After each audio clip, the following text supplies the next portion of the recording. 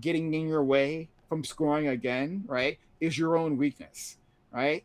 So it's wild. It's a wild anime, but it's about soccer and like literally like the point is right. So like the premise is that the Japanese national soccer team is like good, but like not good enough, and that it will because apparently, and I learned this from the anime, it's never won the World Cup, and Mm. like the anime says they will never win the World Cup because they don't have like a striker, which is like the person who like the attacker, right, the goal scorer, who like is not of a high enough quality. You have to be the best striker, right, to actually like get all the way to the end. And they created like a program to like create one of those things. That's like the premise of the show. And so like because of that, I'm just like I'm interested enough in Japan soccer to Google it and to see, oh, is it? Just like how Did they're they make it? progressing, basically. Yeah. Yeah, that's it. Yeah, That's no, I understand. exactly. I get it. Yeah, yeah, yeah. That makes So there you go. I sense. No, get no.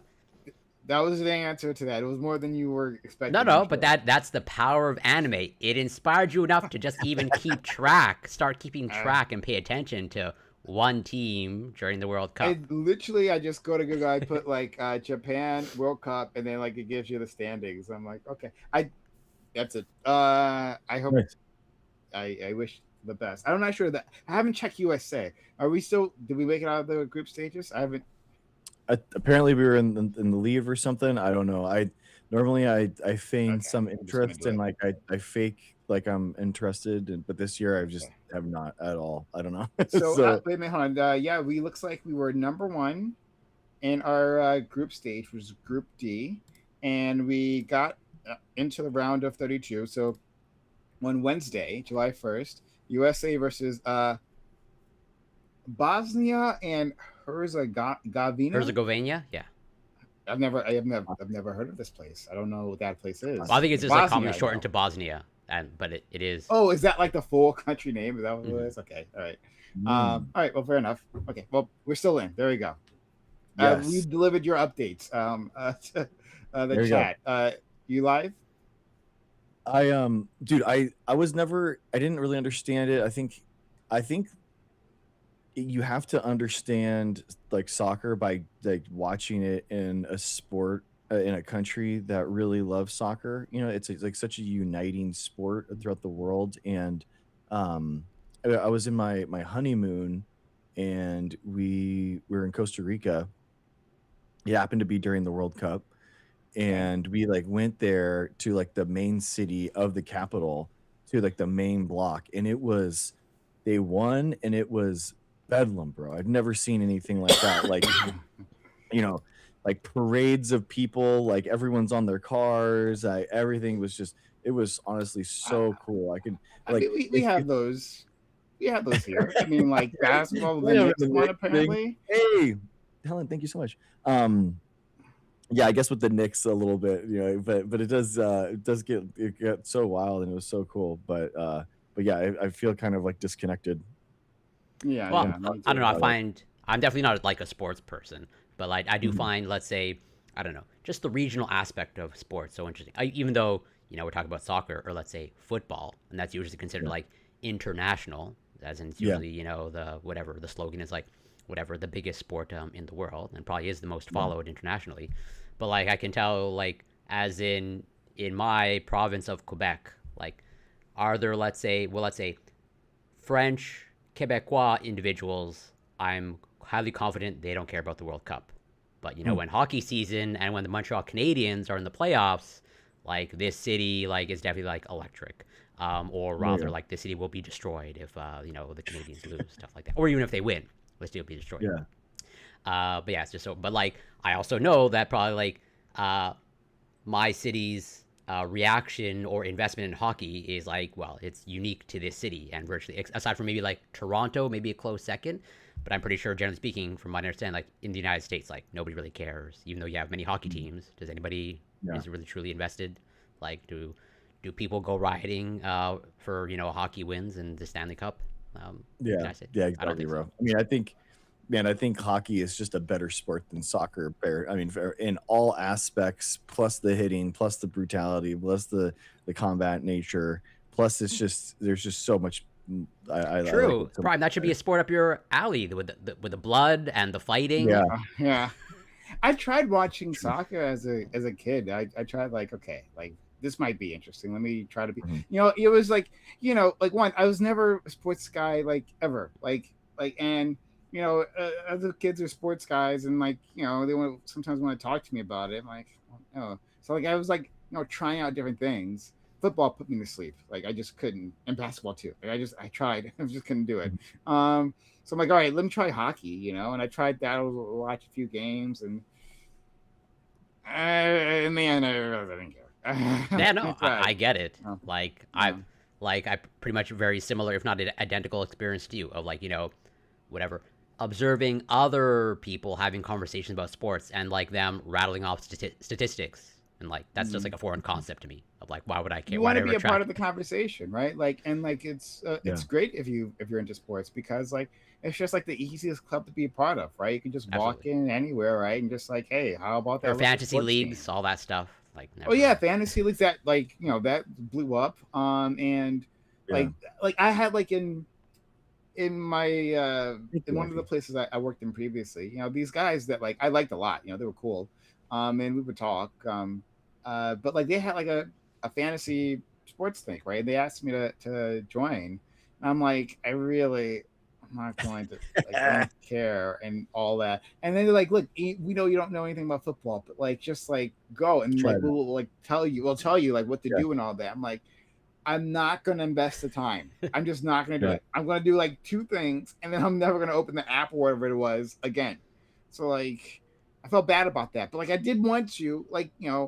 like if I had was that type of person, I would have loved to like had another activity that we could have like talked about and Thank you so gotten much. bonded over. Hmm. No, I It's get it. Believe unfortunate. me, I get it. Yeah. Yeah.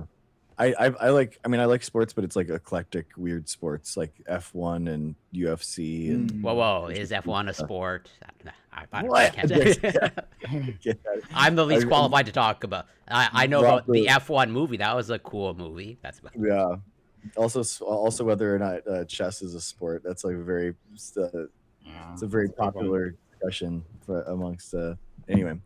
I Only if put we're the elevated and hanging out that at my apartment in San Diego. That's my. We were talking about that all the time. What was that I prime? put I'm the sorry. I was just gonna tell you I put the Oh yeah. collab link in the yeah. Okay. Um, but Um. yeah, go ahead. Yeah, I think it's tough, man. I think I do feel like there is like a sport for everyone. Out there, there has to be something for everyone. And I think that's like the cool part about it. Where there is like some sport somewhere that you must Let like. me tell you about this Prime one is up thing to the that happened to challenge me. to prove you wrong. Yeah, yeah, exactly. Um, well, I mean, like, like I've watched the Olympics and like they can be fun, right? But, like, I don't like follow these things, right? Like Yeah. at most, and even I haven't watched the Olympics even for a while, right? I say that, but like, I didn't watch the last Summer Olympics or the last Winter Olympics or anything like that. Like, it's like I didn't bother, like, because like, oh, do I gotta go to get an app? Do I have to like download the Dude, Peacock app or don't something? get me Like, started with that. Oh my god, I like, hate that. It's so I'm crazy. not gonna do it. I'm disconnected from. I don't have cable anymore, right? Like I get everything from YouTube. If it's not on YouTube, then I'm not gonna watch it. Yeah. So it is what it is. But in any case, so two things. One, I had an argument with those same guys, right? One of my friends, he was big.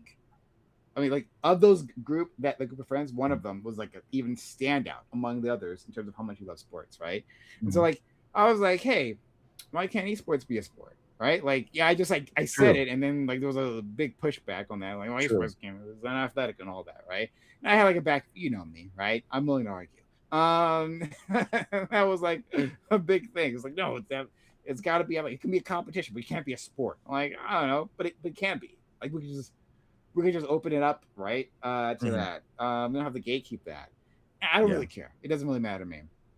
But that's not the big thing, right? So that was just one argument, right?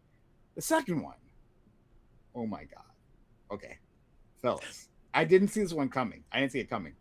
So like my friend, um, he loves the local sports team, right? It was I think we were talking about football. Hmm. Maybe I'm pretty sure football. No, yeah. Anyway, so the point is, we were talking about this, and he's like, yeah, like, um, yes, you can be a fan of any football team, but like you have to be born in the city, right? Oh, gee. To To be a be a real true fan, fan of the of local course. team, right? And I'm like, that doesn't sound right. Like, hey, like I feel like you could just like move, right? Or I know because Yeah. like my friend, a close friend of mine growing up, his favorite team is like, fuck, the 49ers, I think. Mhm. I don't know. Yeah. But anyway, the point is he doesn't live wherever those people are. But he doesn't like the local team, right? That was his team, and if you ask him, he would say he's a real fan. He's been following them for years, right? Since he was a little kid, I guess. I think maybe his father or something like got him into it. But according to my work friend, yes, you cannot be a true fan of a local team. And again, I don't care, but like I'm like, but this doesn't sound right, and I just like kept pushing back on him, right? And we've never seen this guy like more angry. it was like a thing. Like because I just kept going because I was Mhm. like curious as to how far I could take this, right? Like Yeah. just Yeah. kept like pushing him and asking him questions, giving him hypotheticals, right? And he just kept getting pissed. Literally at the end, right? Like we worked in like in an office space with other people, and we had debates all the time. It was like a regular thing, especially with me Yeah. there, right? Like I would be the With you center of the moderating, right? not moderating, instigating. Yeah. And In the like, cubicle. yeah, I would be the person if we were gonna have a debate, right? I'd be the guy who brings something up, and then like we like the whole office space will start talking about it. This is the only time they're like, "Hey, maybe we should just stop. Like, we need to like chill. Like, why don't we just like talk about something else?" Because Mhm. he got this heated over this question. No, you have to be born there to be like a real, true fan. Like, okay, right? Yeah. For the Yeah. sake It's of tough. workplace safety, we got to call it quits Yeah, here. I didn't ask him this back then, but like, because it didn't occur to me. But like, Mhm. sometimes teams move, Yeah. right? Yeah. I was thinking They about move that. cities. I've had that. My So, my like the Rams moved from LA to St. Louis and back since this. So yeah, it's yeah, like, it's very in weird. that case, like the people of the departing city, are they still real fans? And the people of the arriving city, like, are they Yeah. real fans? Are you imported? Like, what It happens a happens lot. there? It happens a lot. Like the Chargers left San Yeah. Diego. That was a cool. Hey, what's up, There's South some City? tax BS, right? That we should Yeah. nationalize these damn teams, right? Screw this private ownership nonsense. No, seriously, it's Yeah. awful. It's an awful thing. I don't care about sports, but like this is awful. These You're paying for corporations, it. these All of our tax billionaires, money, you're paying for it. Yeah, yeah, it's wild. awful. Yeah. And It is. like I'll like I obviously I agree with your assessment, Prime, and like I also probably would have done the same strategy because like or I would have pushed it as well because at the end, like could you say or I can make the argument that like you can only be a true hockey fan if you're Canadian because like even though you have American like 70% of if I remember if I have my numbers correctly like 70% of the hockey players even of like American teams is made up of just Canadians. Like even though you have most of the Hmm. teams, but Oh, interesting. all the players just mostly just come from Canada. I didn't know that. Okay. Wow. And so it's like, are you Well, rooting for like the Las Vegas Kings, even though it's like 9 out of the 10 players is like Canadian?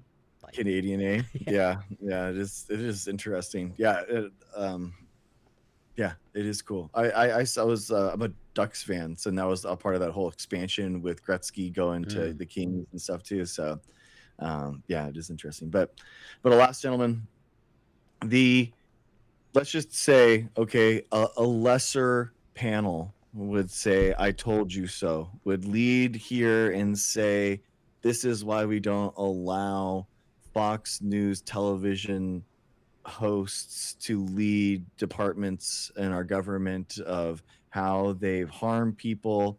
Lesser people would really screw the nail, but right now at the Pentagon, we take this as a W for the people and the Marines and the troops, because now the Pentagon has restored the mandatory flu shots for all the recruits as the boot camp outbreak sickens to nearly The Pentagon said Wednesday that the boot camps for all the military services are once again requiring the flu vaccination for all recruits after the Defense Secretary Peter John H. Hegseth III made the shot optional for Is that the his full name, military. really? Sorry to No. interrupt. The development confirmed by the AP by a Pentagon official comes amid a growing weeks-long flu outbreak at the U.S. Air Force boot camp at Lackland Air Force Base that was sickened to nearly 300 people. However, the official, who spoke on the condition of anonymity to discuss details, maintained that the permission to mandate the vaccinations was unrelated to the outbreak. I love that. The idea It was that just coincidence. yeah, exactly. It's just coincidence that it's happening. I mean, like genuinely, I mean this sincerely. You know, like we celebrate when Trump gets vaccinated because he gets his health report shown. I think it's important that everyone gets vaccinated. It's good that the president's getting vaccinated.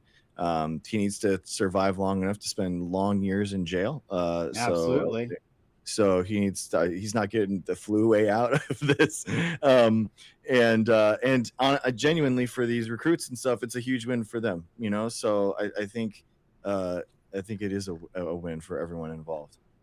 I agree. Like I'm glad, although I'm uncertain of because Pete Hegseth.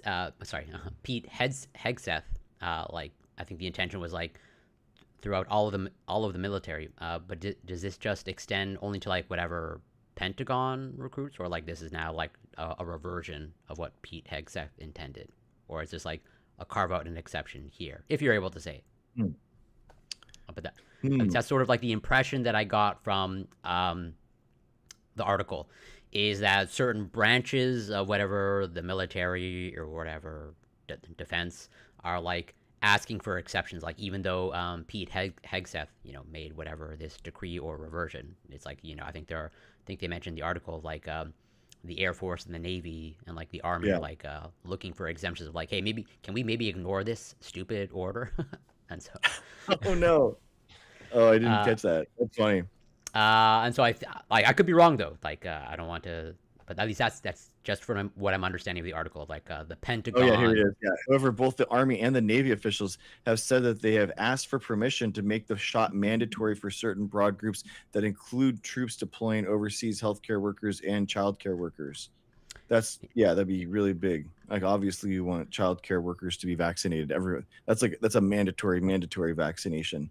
I would hope and let's say I'm glad, or rather, well, from what I understand of the article, based off what you just read as well, of these branches are asking for an exemption, but it's not necessarily granted. As in, it sounds like Pete Hegseth can deny it, of no, you can't ignore my stupid decree or order, which would obviously be a bad thing.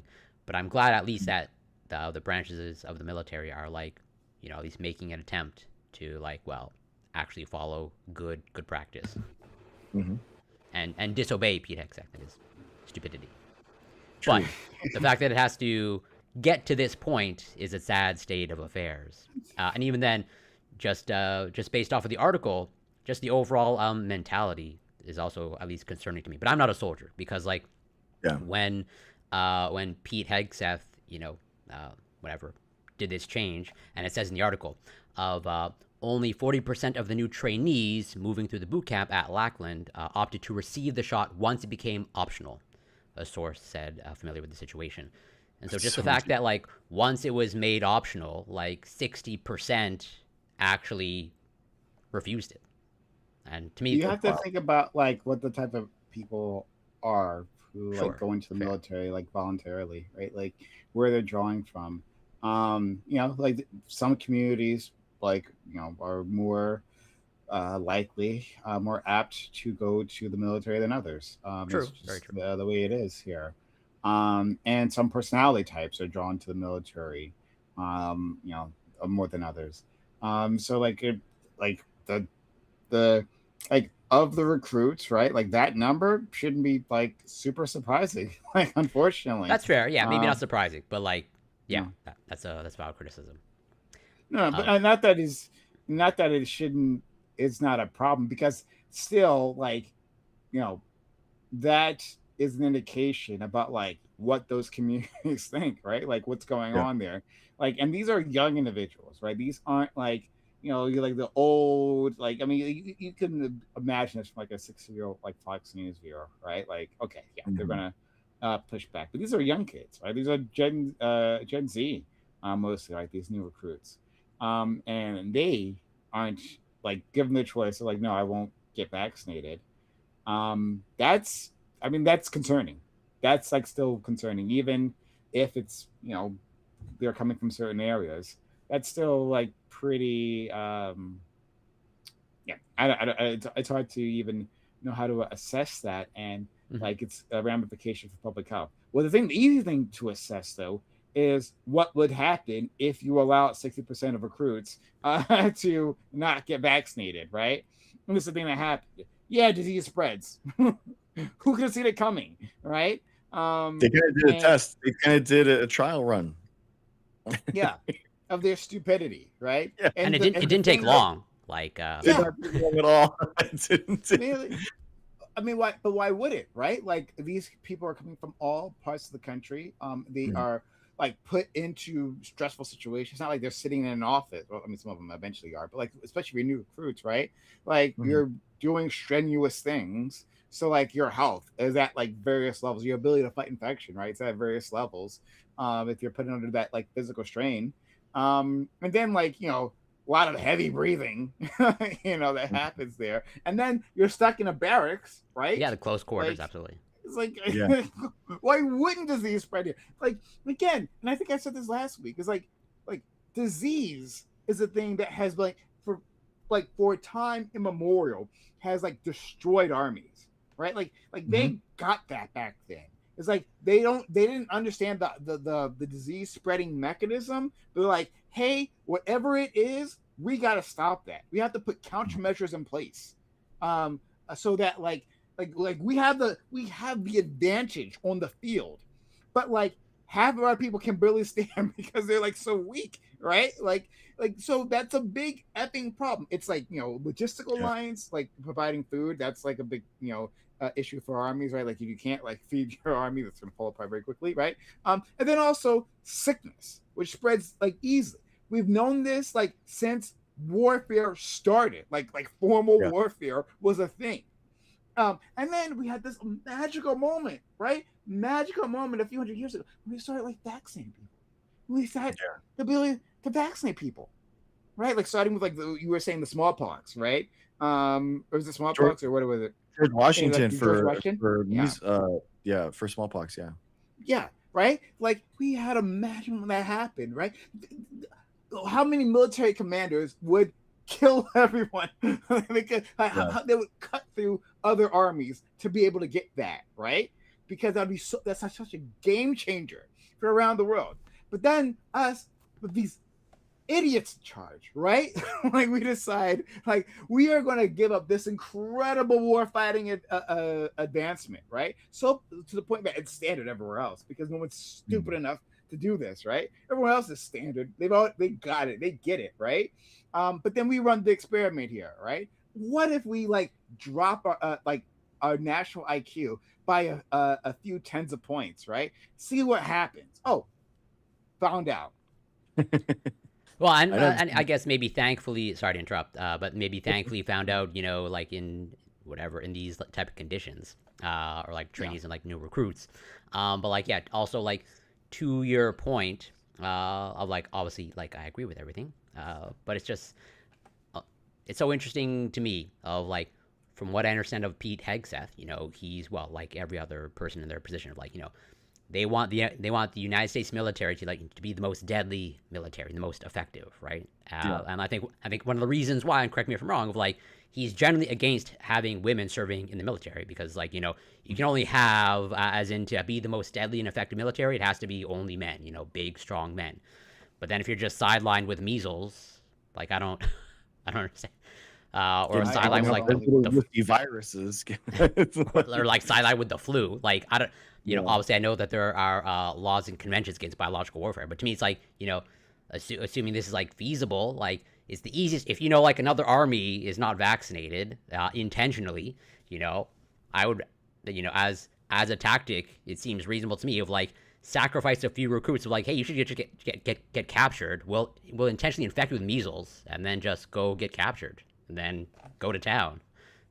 I mean, This is that's what. Yeah, but my fellowship through the Department of Defense was about rapid vaccine deployments in a bioterrorism scenario like that. Basically, the story was that they're outside, they're stationed outside somewhere, and we got word that there was going to be some type of attack based off of a specific bioweapon that was based off of some type of virus. So then we could massively deploy vaccines by making it in these like algae bioreactors or something like that people could eat, or there could be and theoretically you could make it inside of algae chloroplasts in hours, so you could go from zero to like actual vaccinations pretty quickly.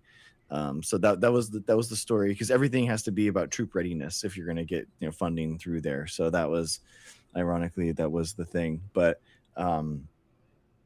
yeah, man, I think like patriotism, this is what I talk about, like when I say patriotism requires vaccinations. When your I patriotism is agree. improving your city, your community, and that starts like for the troops and improving, looking out for one another, and that's you can't be looking out after one another if you're coming from all across the globe, and then coming into a tight space. And not are they masking when they're traveling internationally, before they get there?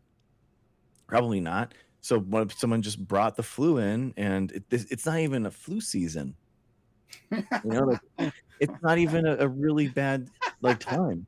So it just probably took, like it didn't take much in order for this to happen, and here we are. And it's really it's pathetic. And Prime, you're exactly right.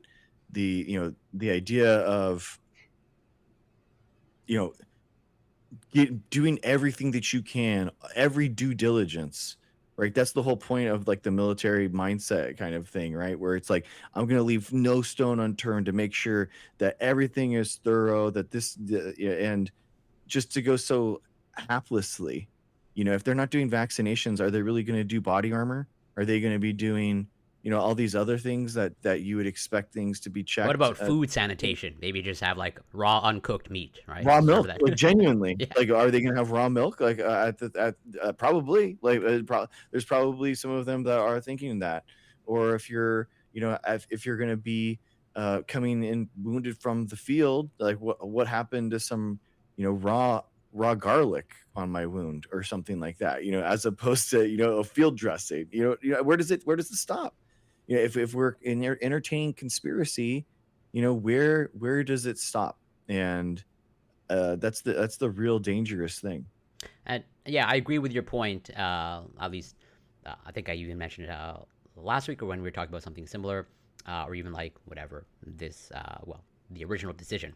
But like, you characterizing it as like vaccination as patriotic or to not be vaccinated is unpatriotic, because I'm not a soldier, and I probably will almost certainly never will be, and have no aspirations ever to be a soldier. But like, and maybe this is just me, but I would personally, if I was a soldier, I would feel guilty of like, as a result of my choices, another soldier got sick because of me, and like that decreased their ability to like be an effective soldier. Uh, like again, in Yeah. my mind, if you are trying to serve your country in the military in the most effective way, like, well, would you not want to be the most? I understand Two Prime's point of like there are reasons why they have these beliefs. So I know it's not driven necessarily by bad intentions, but hopefully, well, one would think the military has systems or things in place that can address these types of whatever knowledge gaps of like, hey, these are the reasons why we've had these policies, and that in order to be an effective fighting force, it's good that you be overall healthy, and that includes not being infected by things that are preventable.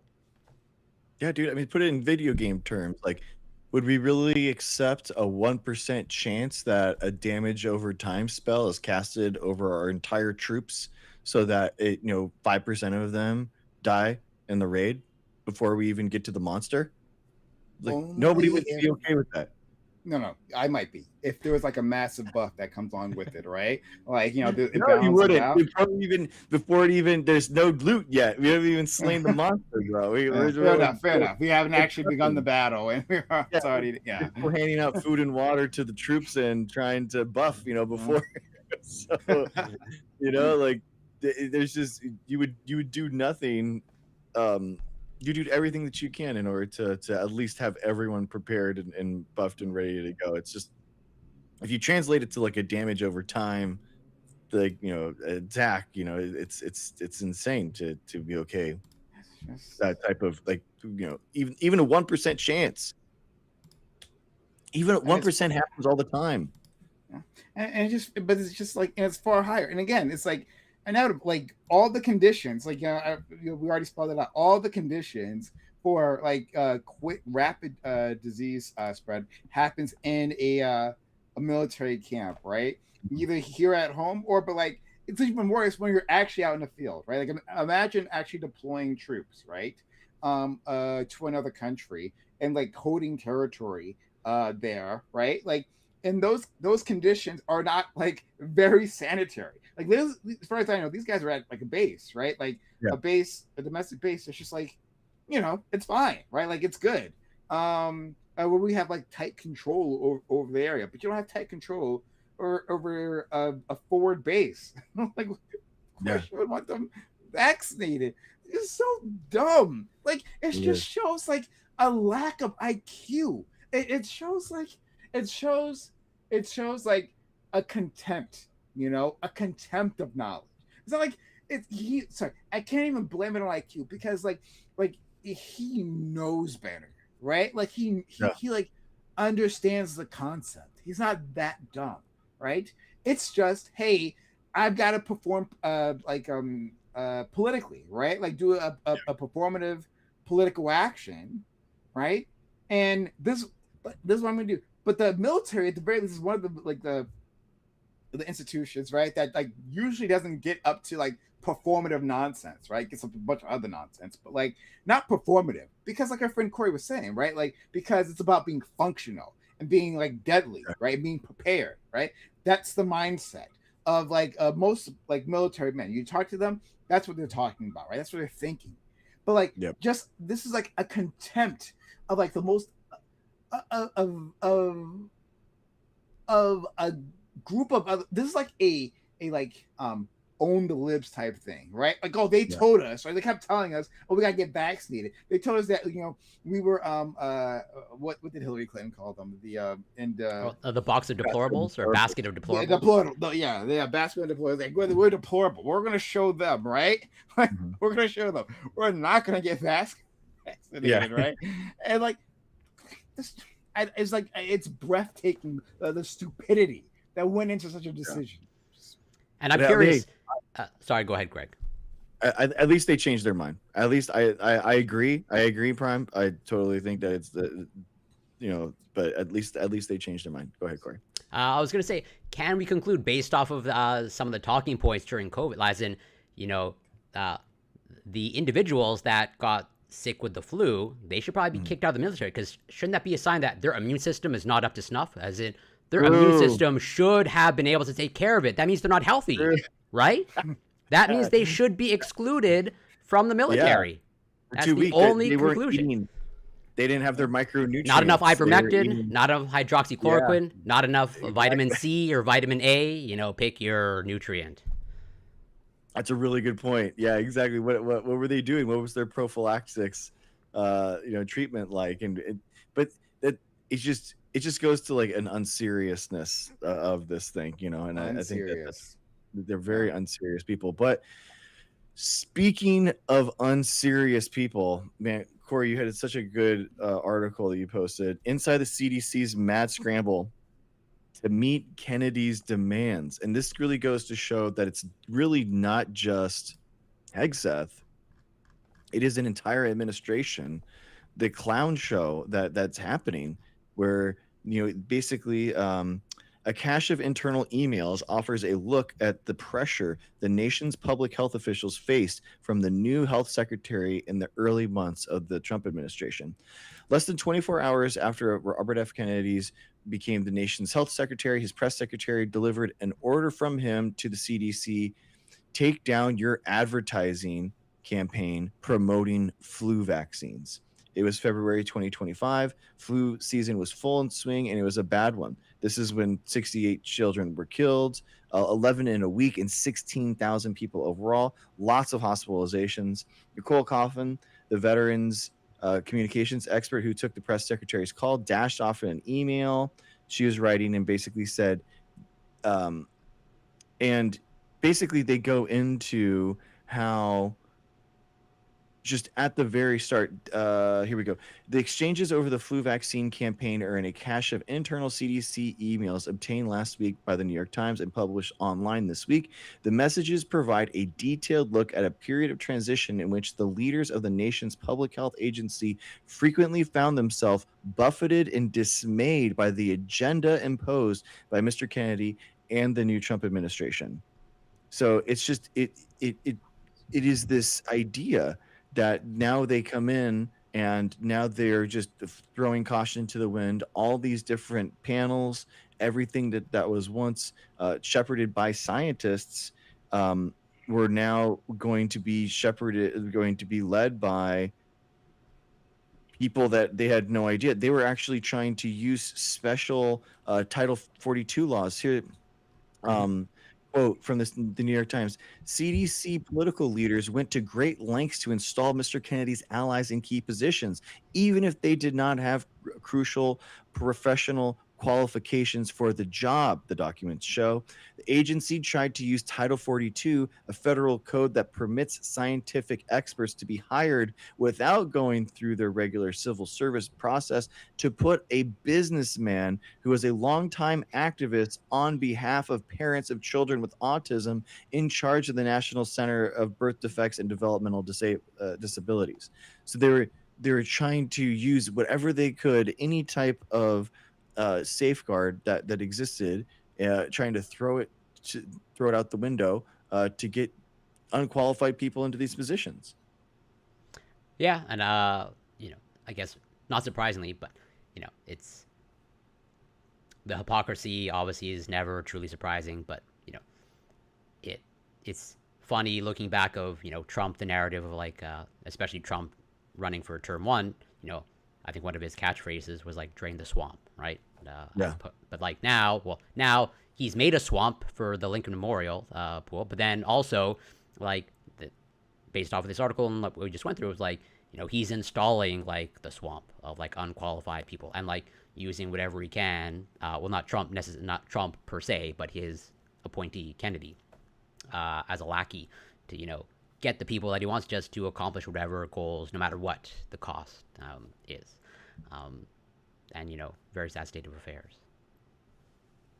Yeah, it's embarrassing that he had so much power. Go ahead, Brian.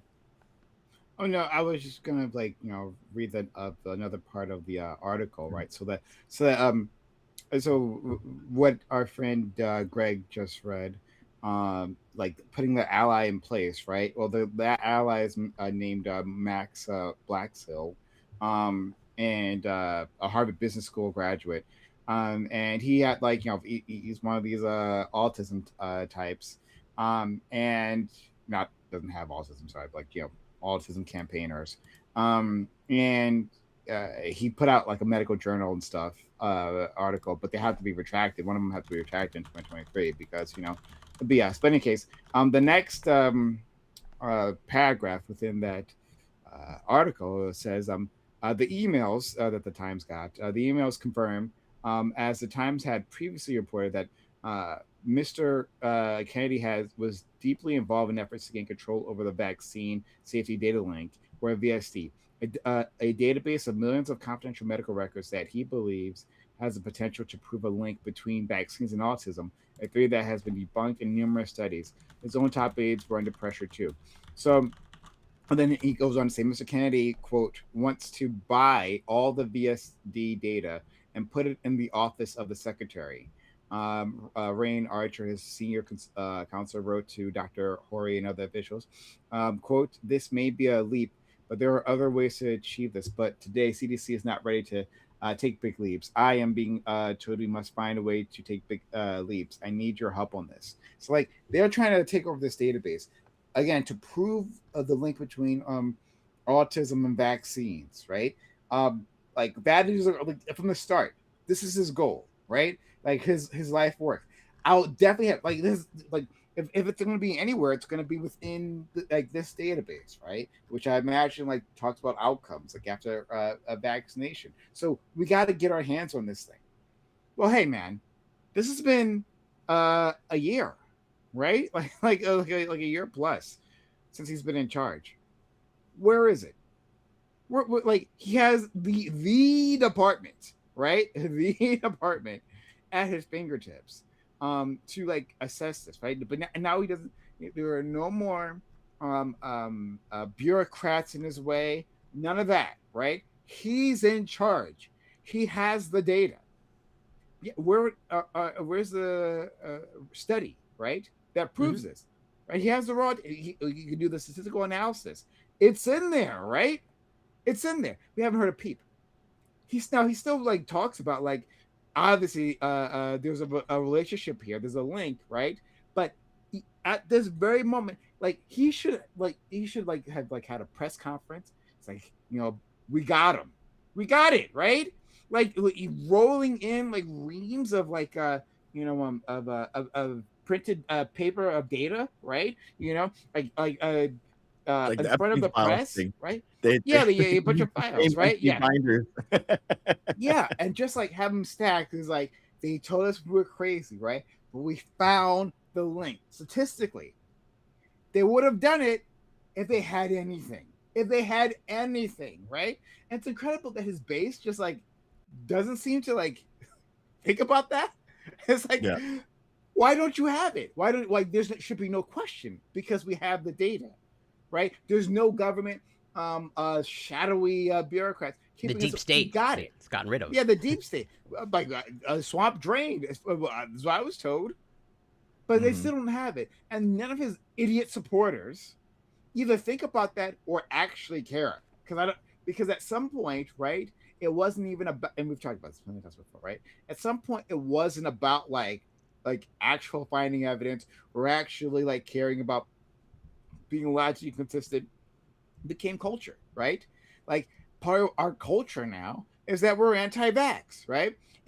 Saying you're anti-vax is a stand-in for a lot of other things, a lot of cultural baggage, right? Saying like how you position yourself within like the American society, right? How you position yourself relative to other people, right? When you're saying, well, of course I'm anti-vax, right? You're like signaling to people, I'm either one of you or I'm against you, right? And that doesn't require evidence, not at all, right? So it's of no consequence, these people, right? That like none has been provided, even though you're in charge now.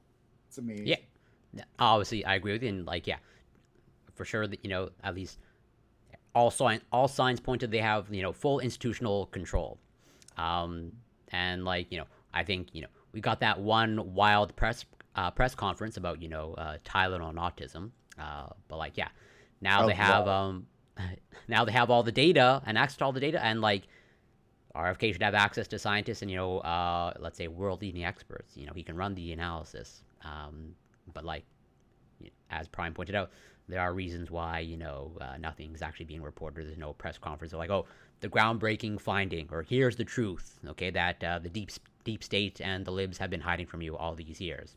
And I'm just curious, although I can sort of speculate how it's going to play out. But like, yeah, how is it going to play out? 3 years down the line, when hopefully Trump is out of office or is no longer whatever part of politics, like. Does the collective consciousness of MAGA Republicans just move on, or like they just forget of like it's still an open question of autism? Now, are they going to recognize that RFK didn't solve it, and that would they consider that a failure, or it's like no, the state was deeper than we thought. There was a deep state. That would just yeah, it's it's a weird. He's cut. He knows that this stuff. I really do think that he really knows that there isn't anything here because, as we've said before, like he hasn't just gone in and banned the vaccines, right? They were truly poisonous and they were truly harming people. He would just ban them, and he can't. And it's that grift, and he's so far gone that, and he makes so much money off of it. I think that he thinks that these are for-profit companies that are taking advantage of people, and he's lying, but for a good reason. That it's noble. It's kind of like he's the Robin Hood in his mind, where he's like stealing from the rich and these things, and giving it to himself, which is then allowing him to fight more. So it's not even like the full like giving it back to the poor, right? It's just him taking it to these guys. But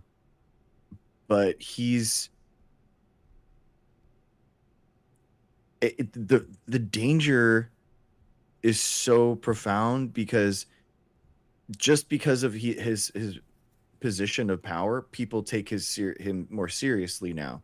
So just for example, you see this a lot with Trump. Trump will have repeated the same lie for 10 years before he even became president, right? But then as soon as he's president, he's repeating the same lie, and people think, well, he's president now, so he has access to information that nobody else has. So therefore he's telling the truth. And in the same way, Corey, like with the vaccines and autism conference, it didn't matter that they provided no information. They provided no new studies, like Prime was talking about, nothing. But the fact that he just said that, and now he's making that claim, now it's clippable, now it's on the internet.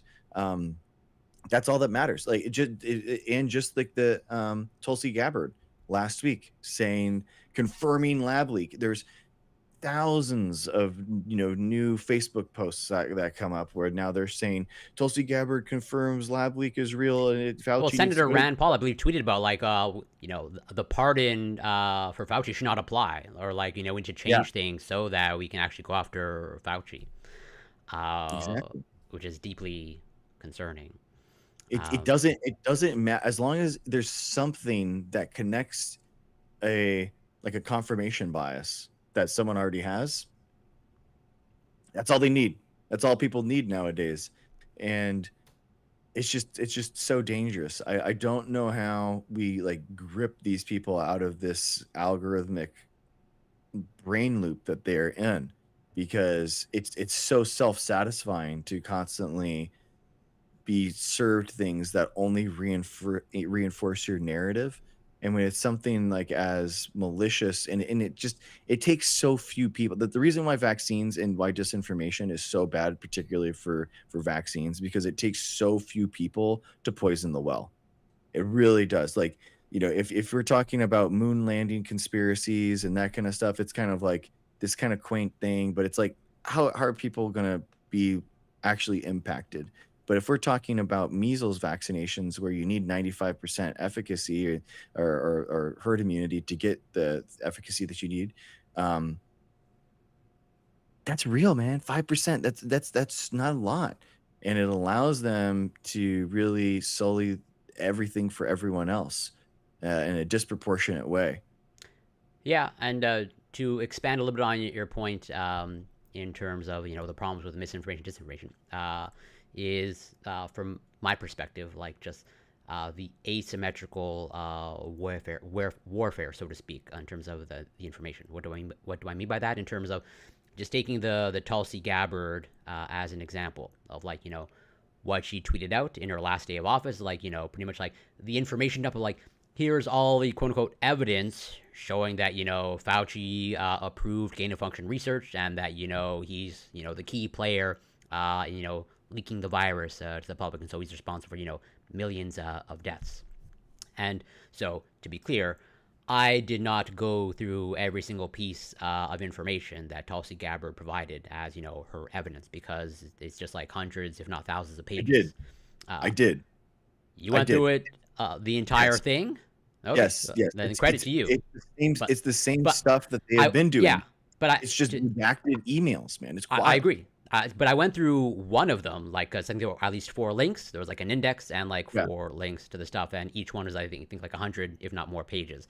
And I went through one of them, okay, and I went through one of them like pretty carefully, uh, uh, and like yeah, there was like, as far as I could tell, like nothing there. Obviously, as you said correctly, like a lot of redactions, but even there, of what was not redacted, nothing in there was like not even close to like a smoking gun at all. Yeah.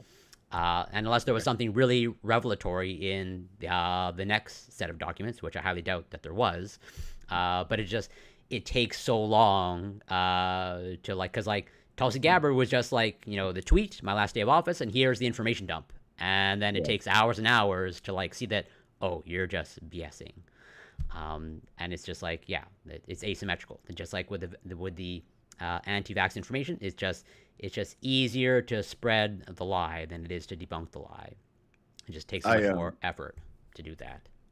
I went through during my when I was a microbiology professor at UC Riverside. I was a lecturer, I should say.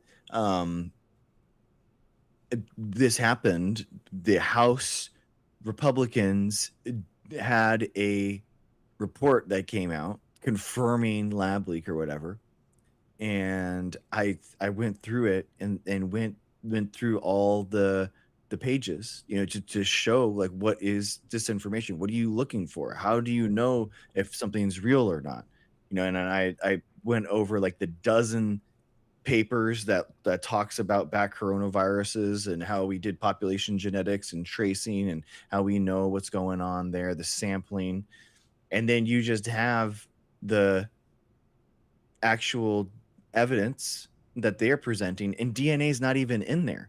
The only mention of DNA is that there's restriction enzymes that exist inside the virus, which also exist within some paper that was published in like 2010 talking about how restriction enzymes could be used in order to make viral vectors.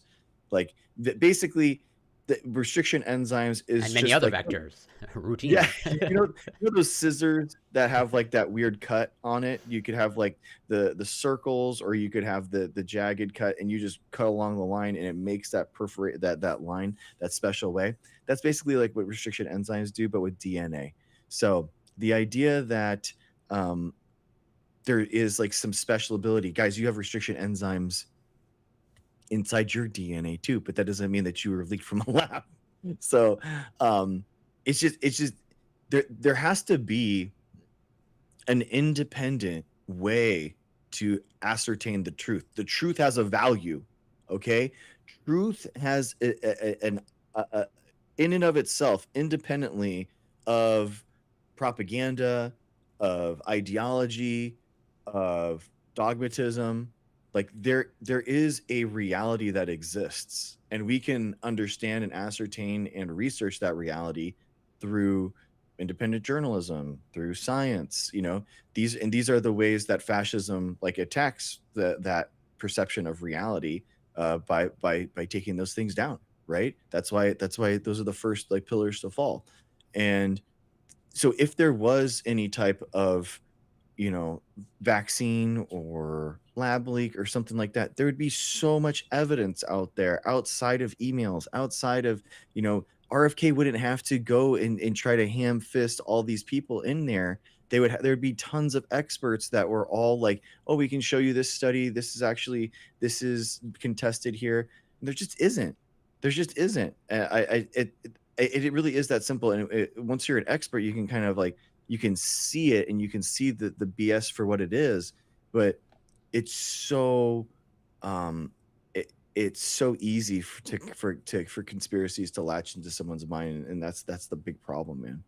Yeah, no, I agree, but I'm not sure what the solution is. As in, like, as much as I would like to think there can be, you can somehow institutionalize, the truth. I don't think, as far as I can tell, that's not like possible. Or rather, like, if there's some sort of institution devoted to like, try to combat misinformation, disinformation, like, if that gets captured by the incorrect administration, it's like Mhm. that's just gonna make the problem worse. I think, And I mean, it's very tough. I mean, the, I think singularly, I think that the algorithms have made this way worse. You know, the algorithmic for sure. based reality that we all live in for through social media, and the fact that majority of people get their news from social media now. Those two things concatenated together are just kind of making us all kind of spiral. So Well, you, then, do we extend, what countries are doing of the social media ban for, under 16 or whatnot? Extend to for just, sure. everybody? 100%. I think in order to take back reality, you have to take back control of the social media, like the algorithms and the feeds. I think you have to.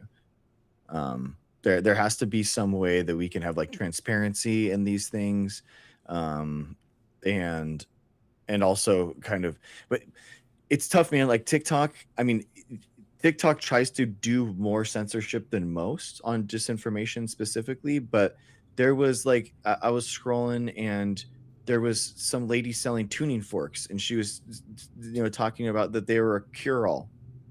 She like she hits them and then puts it to her chest and she's like, I don't have any of these diseases or problems anymore. And you're like, what? Like, how could you say that? Like, what is going on? And and on top of that, like really, pushing back against disinformation on TikTok, I get false positives all the time.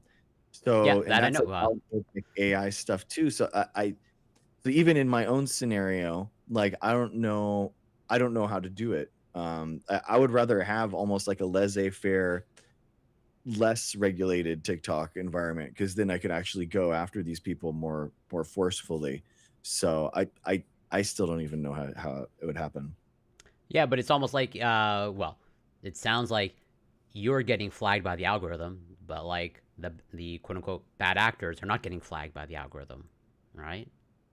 That that seems like a I think that problem. there's so the conspiracies, it can change and morph so readily and easily that and they're so new that it takes them a little bit. Oh, There's the some lag algorithm can't time. keep up. They're just Yeah, I they're do think evolving too fast. there was an analysis done by like where these and if you're in it and you in this debate space, you literally see the same like stuff all the time, and basically there was like something like 60% of anti-vax content online was shared and originated from like 12 accounts. So there is a lot of Hold um on, give me that statistic again, please. please fact check it. This is what I had heard, but it was like 60% of anti-vax propaganda was originated from like 12 accounts. So This would be on TikTok, or you just this is social media broadly. I think it was Facebook. I think it was Okay, Facebook specifically, but I'm not 100% sure. I'm not 100% sure. that's fair. Um uh but that honestly tracks really well with like what we saw in the 2016 like Russian disinformation campaigns that we saw that I can believe our that own. on Facebook. That Yeah, sounds believable to me. Facebook is the worst. Facebook, like my stuff does so well on Facebook because I just show up in all these anti-vax feeds and it is just wild. Um like thousands of extra comments on my stuff versus like anything else. Well, that's where all the Um, boomers are. You know, yeah, yeah, it is. It's very odd. Um, but it's just it. I don't know how.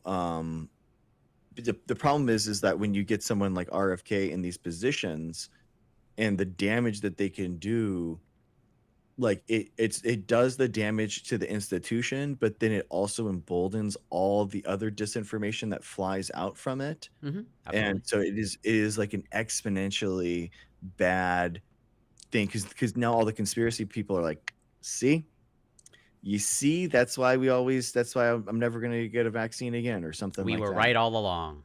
Yeah, exactly. And how many times I've seen science. I don't trust science anymore after the pandemic.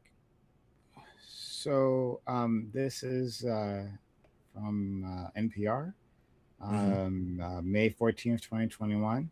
The title: Just 12 people are behind most vaccine hoaxes on social media, research shows. Um, the disinformation does and produce 65% of the shares of anti-vaccine misinformation on social media platforms, said Imran Ahmed, chief executive officer of the Center for Countering Digital Hate, which identified the accounts. Yeah, interesting. Um, I've, I've, they I've, say it's good. go ahead. Go ahead. No, you go ahead. I've thought about this. So I've thought about how to counter this, and my solution would be to create pro science memes and things to share for people to like counteract so that people could like just post them, because it's all images, guys. It's all like how people get to send and educate one another is all through images. Hmm. People will put like fake data Well, now together. AI generated images that are of poor Yeah, quality. exactly. So having some type of like infographic, where it's like easily shareable, easily done. And I started doing that in terms of like viruses have never been isolated. So I made like an infographic of like all the different times that viruses that have been isolated, and just like a big string of all the different times, all the different viruses, all the different researchers. It's interesting that the feedback was like, "Oh wow, another more fake, more fake studies or whatever." So it's Yeah, you've been ideologically captured, Dr. Greg, of course, yeah, by yeah, big exactly. virus. Um, Exactly. but yeah, the research. So it's been a minute since I've dug into the research on misinformation on social media, or misinformation, disinformation on social media. But there was a time where I did a fairly deep dive, and like it is interesting.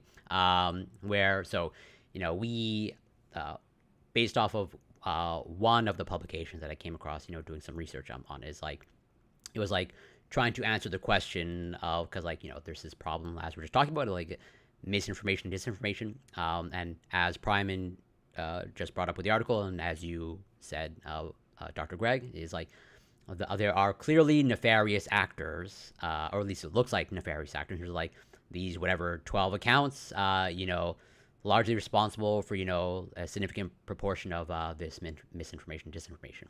But then it's like how does that get spread, right? As in, it takes more than just those 12 accounts, right? It takes those 12 accounts and the people sharing that information from those 12 accounts, Yeah. right? And the research that I came across that I read is like, is they were like trying to pick apart of like, well, what are the reasons why disinformation and misinformation spreads, and like the intentions of why people spread it, and it's like, at least based off of the study that I read, it's like it's actually not through bad intent, as in people just share these types of things because it's like it's an easy thing to do, as in it's sort of like just like almost like habitual for many people, of like they come across something that just like piques their interest, like oh, it's as easy like sharing a story, and it's also easy if like if this gets you followers, right? Then like why not do it? Even just like one follower. It's just like just do the click of a button, send, share something, even if it's not true, or you don't care whether it's true or not, or like this is just an easy thing that I may or may not result in people following me, and Or so it just not it's not obviously untrue to you, right? right, exactly, Um, yeah. where people just seem to uh, habitually just click on share, and it doesn't really matter, whether it's true or not, or it's not really salient in the mind of like, does it even asking yourself the question of like, does it matter whether I share something true or not? Is in they're just on autopilot. It seems like, at least Yeah. based off the research that I read like 2 years ago, and also expanding upon like what you mentioned in terms of your idea of like, well, one way to combat it is maybe through memes and infographics, and I don't know how much this holds up today. Although again, I think the research that I read was like whatever 3 or 4 years old. But like, it's interesting, looking at what gains traction on social media, because there was one study that sticks out in my mind about TikTok, and it was assessing like literally, I think it was like about ADHD content on TikTok, and it's like you have influencers that are spreading information about ADHD based off of their personal experience, as in not medical professionals, like, whatever. I'm sure you, at some point, everyone has come across this type of content of like, oh, this is how I manage my ADHD, or, this is how ADHD affects my life. But like everything that they're saying, or not everything, but there are things that are saying that are not true. But then when an actual medical professional, as in, a TikToker who is a verified medical professional, when they're spreading information about ADHD, that gains less traction than the personal story, the personal experience of the person with ADHD. Even though, as the study says, the individual with ADHD that's sharing their personal experience, that are more likely to say inaccurate things, does not resonate with people, and is not share, or rather, does resonate more with people as opposed to the accurate medical information coming from a doctor. They're just like people that just don't seem to care, or at least on average, they seem to care less when it's coming from a verified medical, because it's not a story. As in, if you're just sharing facts as a scientist or medical professional, it's like that understanding doesn't resonate with people. Exactly. I mean, this is the same thing. Sorry, you go first. Well, go ahead, Prime. I was going to expand, but go for it. Oh yeah. Well, also quick expansion. It's just this is the same thing behind like maybe not like magazines that are dedicated to science, but maybe they could probably fall into this as well. But just news sites in general, when like like what gets clicks, right? Is it the scientific article that confirms everything we already know, right? Or the one that says everything we already know is like up in flames, right? It's the headline that like says something shocking, and so that's when that will uh, like that's the study gets picked up, right? That's when it gets shared, whether they actually even read it and try to understand what's being said is one way or other. But like, if there's any study that's going to be overturned, it's going to be the one that like has like the wild result, right? Like I feel like you guys would know this better than me, right? Like that, like there's a body of work, and most once there's like an established theory, right, or um like they're like people try to confirm it, right, in different ways, and most results will like cluster in one area, right? But then every so often you get a study that's like way off there, and maybe it has some truth to it, or maybe not. Maybe it's just an outlier, right? But like that outlier has some sort of like interesting or explosive like results. Well, then that's the one that gets spread, right? Regardless of anything else. So, like whether it's true or not, it's interesting, right?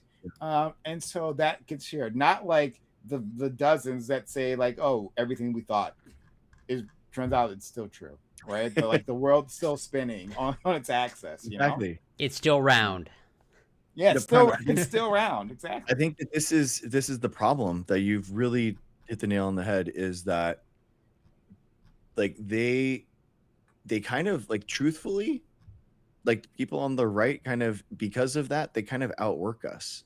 They outwork us in like the social media aspect of like, I mean, how many times, guys, do you religiously follow someone to the point where within the first 10 minutes of them posting something, you are replying and in their comments, downvoting it, and then like getting into their comments and making multiple comments? You're not, because that's like a level of like psychopathy and manic behavior that's probably not healthy. Like that's not okay to do, right?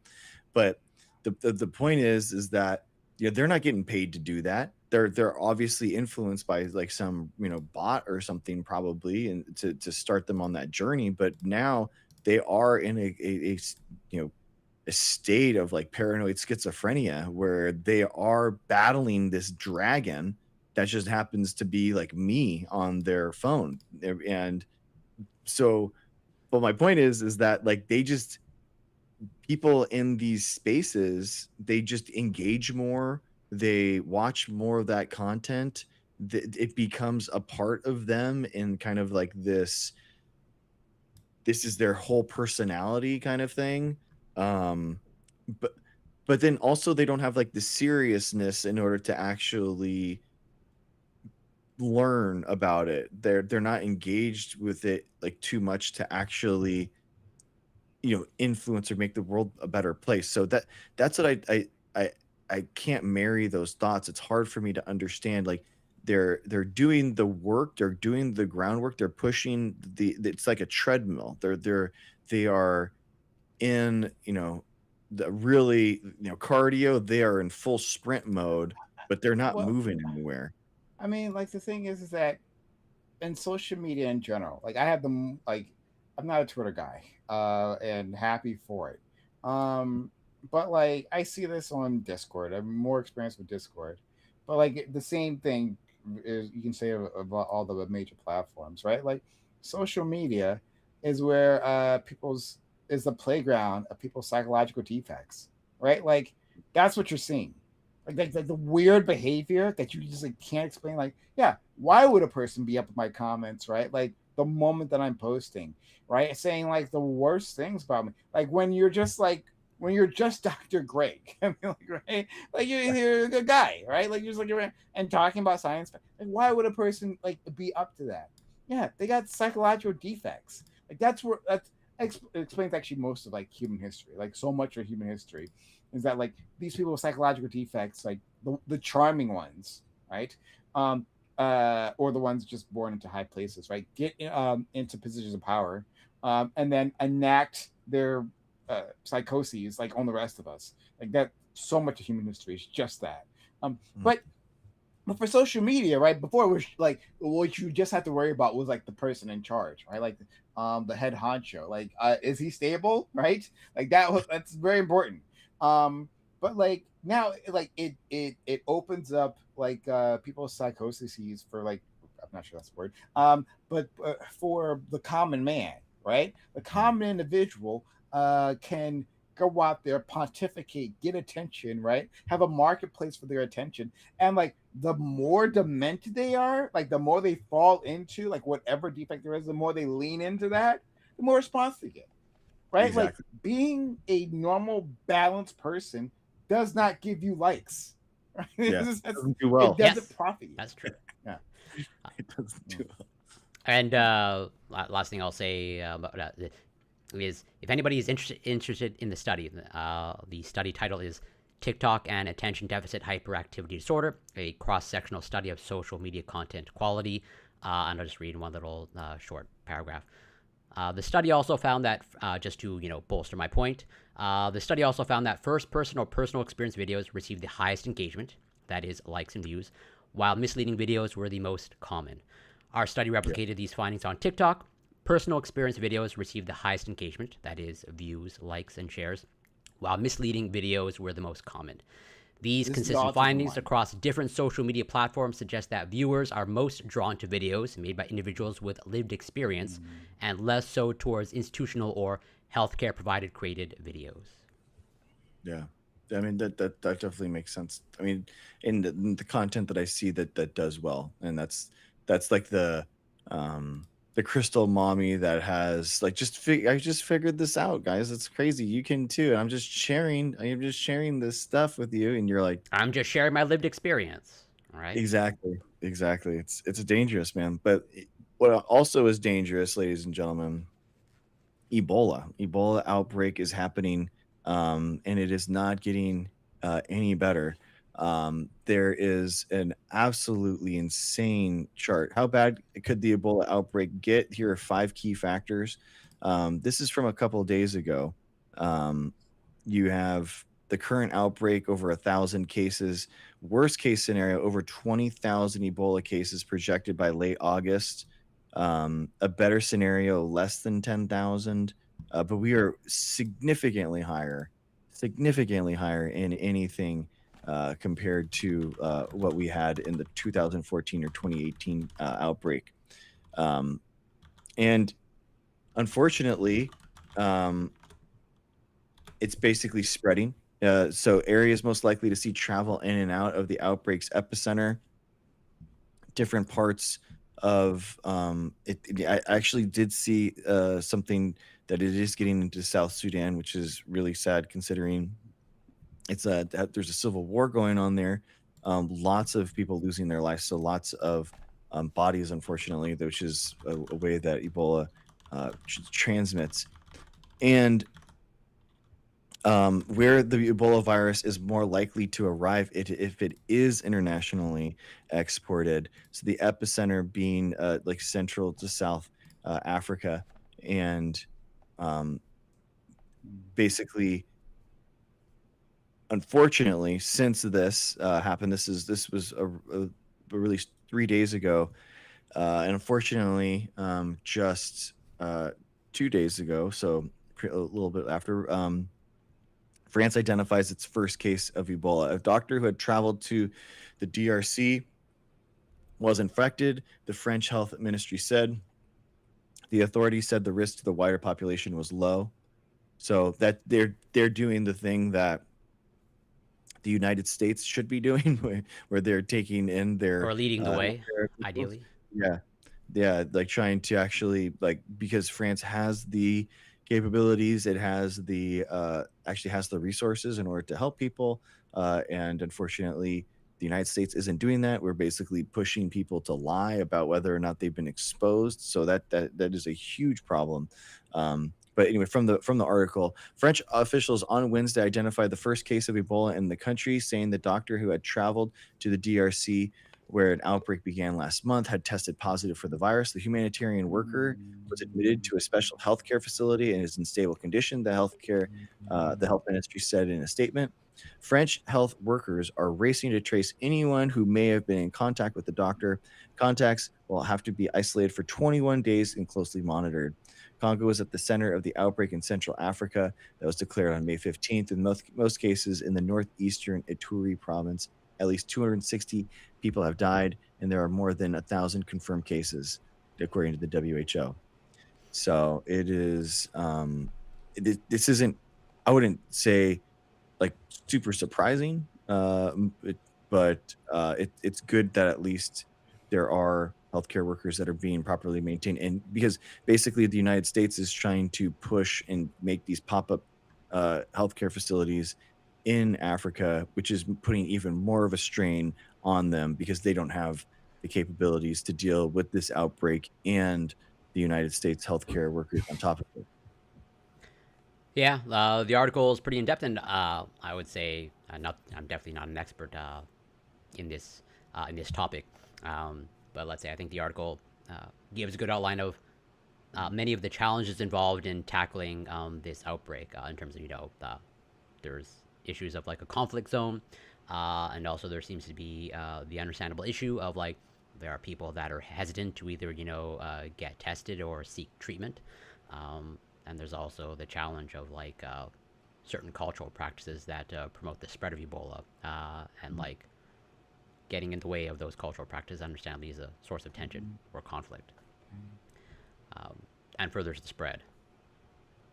Yeah. But I don't know how you, yeah, these are tricky issues to like tackle or overcome. I think, I mean, we know what to do. I think that we've done this before.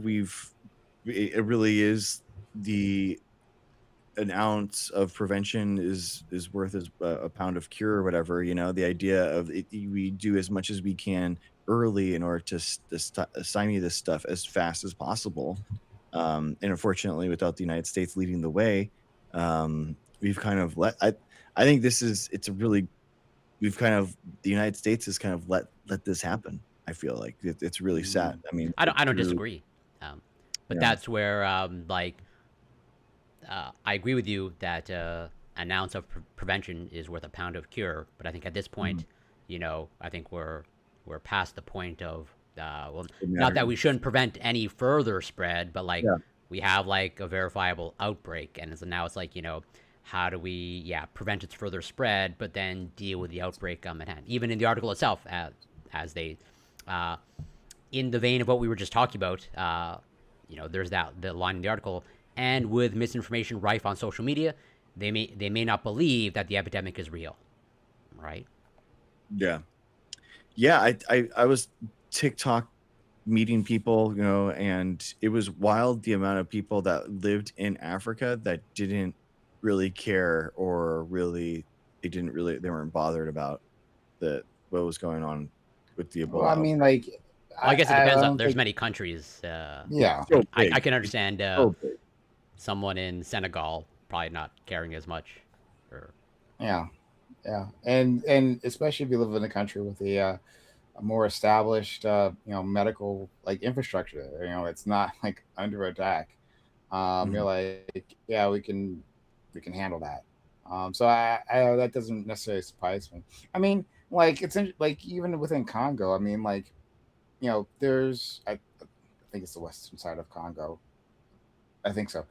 Is like the part that like is always the part that's always in the news, right? The part of Congo that you hear about, like there's like a part of well, Congo yeah, there's the that's like Democratic Republic of Congo, and then there's the Republic of Congo. I think right next to it. I think you were correct that it's like the western, well, the western. yeah.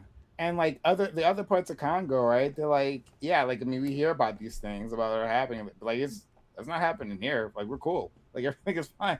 It's like in the certain areas, my understanding are rich with resources, are like the ones that it has. So like even within there, like I imagine you can find people who are like, yeah, I'm not particularly concerned about Ebola spread. Like the guy, even people in the sticks are not believing in vaccines, or not even vaccines, but just like taking health safety risk. I mean, like, how are you concerned in whatever state you live in? I actually don't know where you live, Dr. Greg, but like, are you concerned about like a some sort of outbreak in like Republican country?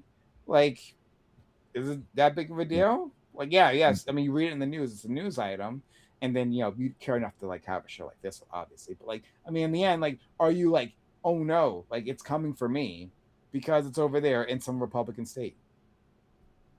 Yeah, Yeah, yeah, I sure. think that's true. I mean, with how big Africa is, it really is like I live in California. You're right. It's like it'd be like an outbreak that's happening in like New York or something. It's like how well. I mean, there's a lot that's gonna go wrong between now and then for sure.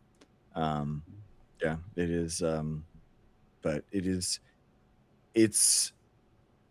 it's more of like a systemic failure. I feel like in figuring out. Um, I just hope that we can prevent like a House of Cards scenario. But I thought this paragraph was good. Quote: Before the confirmed infection in France, the only active case in Europe was the American doctor who was transferred to Germany for treatment after he contracted the virus in Congo.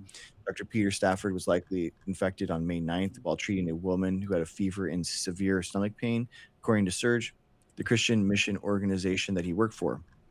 It was not known that the patient had Ebola when Dr. Stafford treated her. After she died and an Ebola outbreak was declared, it was presumed that she had the virus. So the contact tracing, I mean, I think that's the biggest thing is at this time, like as much contact tracing as possible.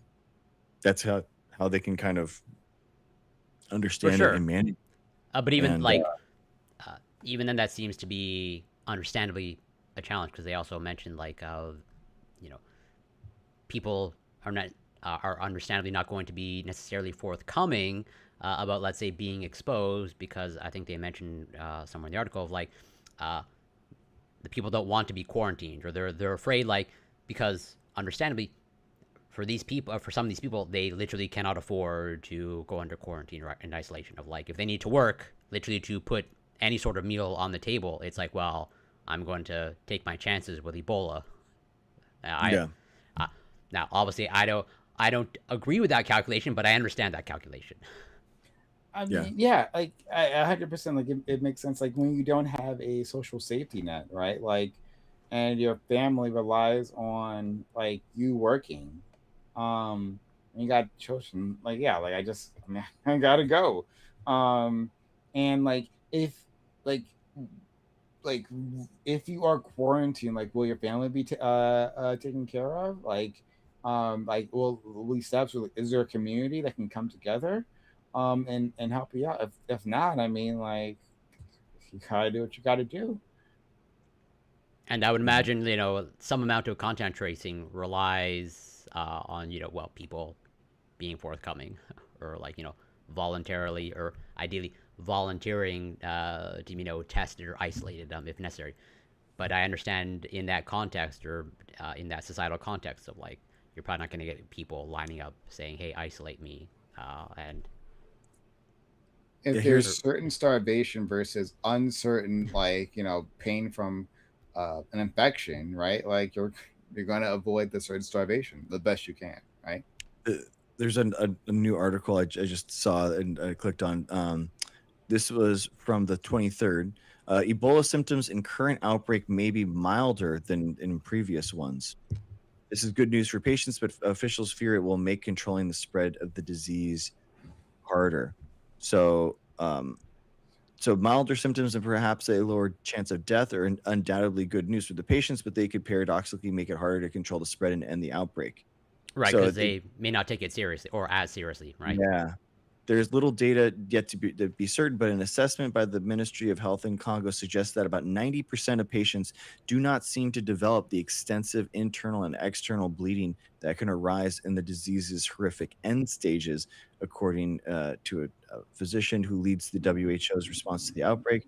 Some early data also suggests that fewer people may be dying this time compared to other outbreaks. So they're having the SARS-CoV-2 asymptomatic spread kind of problem, right? Where it's like you don't know you have it until it's too late, kind of thing. Yeah, just another challenge that they have to get. Like, yeah, it.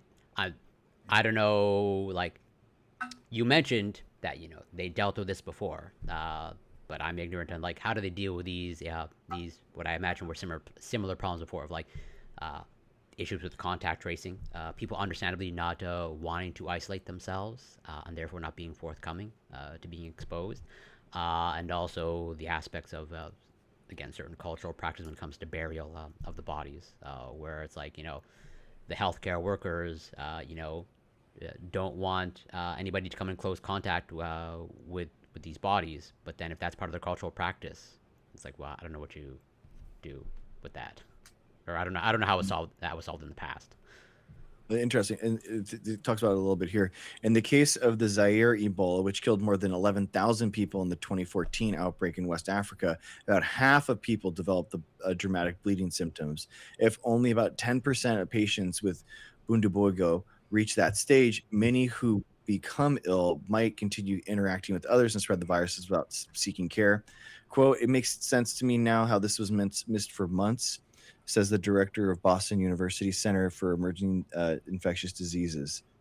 So basically, she's found 4 unresolved clusters of viral hemorrhagic fever that may suggest maybe part of the outbreak. So yeah, I think also there's also the vaccines that they had before. So that's a big tool that they had, and people were sick quicker. So more vaccines, sicker quicker. Um, Yeah, so I don't think what worked before is well. We can say for sure some of the things that worked before, like the vaccines, will not work in this case. Correct. And so it's like, well, then, yeah, what can be that? Like, and even then, like as they mentioned in the article, uh, like there are some treatments being developed, as in they mentioned some monoclonal antibodies in the pipeline, but one that takes time to develop. And even then, and I could be wrong about this, but generally speaking, monoclonal antibodies, well, one, they tend to be expensive, and two, they are typically administered through like a person going to like a clinic and getting an IV and getting the IV infusion of monoclonal antibodies. I mean, do they have the infrastructure for that? Is a person willing to, and depending on the dosing schedule, is a person willing to like show up 4 hours, every week to get an infusion of monoclonal antibodies? That seems Yeah. like a challenge. Exactly. It's an infrastructure problem, a healthcare infrastructure problem, and resources problem, and it is very sad. Um, well, last but certainly not least, I wanted to end on like a good note. I thought I the think that's a good idea. I like the story that you posted for sure. yeah, so the Manning Family Children's makes history as Louisiana's first sickle cell disease gene therapy patient rings the bell, marking his functional cure and restoring his dream of becoming a pilot. really cool story. Louisiana's first sickle cell disease gene therapy patient is now set to pursue his dream of becoming a commercial pilot after receiving historic curative gene therapy at the Manning Family Children's Hospital. 23-year-old Cressy, a native of Louisiana, rang the bell on Monday, June 22nd, after more than a 2-year journey that led him to a life-changing moment. Sickle cell disease is the most common genetic disease blood disorder in the world, and Louisiana has more cases of sickle cell disease per capita than any other in the U.S. A debilitating disease that predominantly affects African Americans, sickle cell disease is responsible for shortening the lives of so many people while also causing chronic pain and frequent hospitalizations. Now, with recent significant advancements with allowing the altering of genetically modified stem cells, many more children and young adults can be treated before the disease begins to destroy their organs. Pretty cool. I It's really cool how they're actually doing this. So there's actually another gene inside of your body. So you have your red blood cell gene, and they're actually not fixing the error in that The one. actual sickle cell trait or mutation. Yeah. What they're doing is that they're bringing back the fetal Fetal hemoglobin, red blood yes. cell. Yeah, exactly. I thought that's such an interesting thing. It's a Or they cool have a workaround. yeah. Yeah. Or there's a second medicine that actually inserts a new cassette for like a new type of hemoglobin. So, but they're not doing that entirely. It is a DNA gene therapy. Yeah. So Uh, yeah, it's very cool. yeah, no, very, and I say this somewhat jokingly, but uh, so from what I understand, if I remember the article of like this individual, okay, well, one of their inspirations to seek out this treatment is because they had a strong desire to become a pilot, and like they were told to Mhm. like, hey, unless you cure this, like you can't become a pilot, and but they did, but that again, not to make light or joke, and I'm semi-serious, but they're like that creates a lot of pressure for this person to become a pilot. As in, what if they have a change of heart, right? I Of know, like, right? by the way, that pilot thing had a change of heart. Yeah. You know, I actually just liked Microsoft Flight Simulator. Yeah, You know, I exactly. wasn't really into it. I wasn't into it at all, actually. But Yeah. obviously, an I mean, amazing thing and an amazing breakthrough. And yeah. hopefully, it just gets better and better and could be, from what I understand, like uh,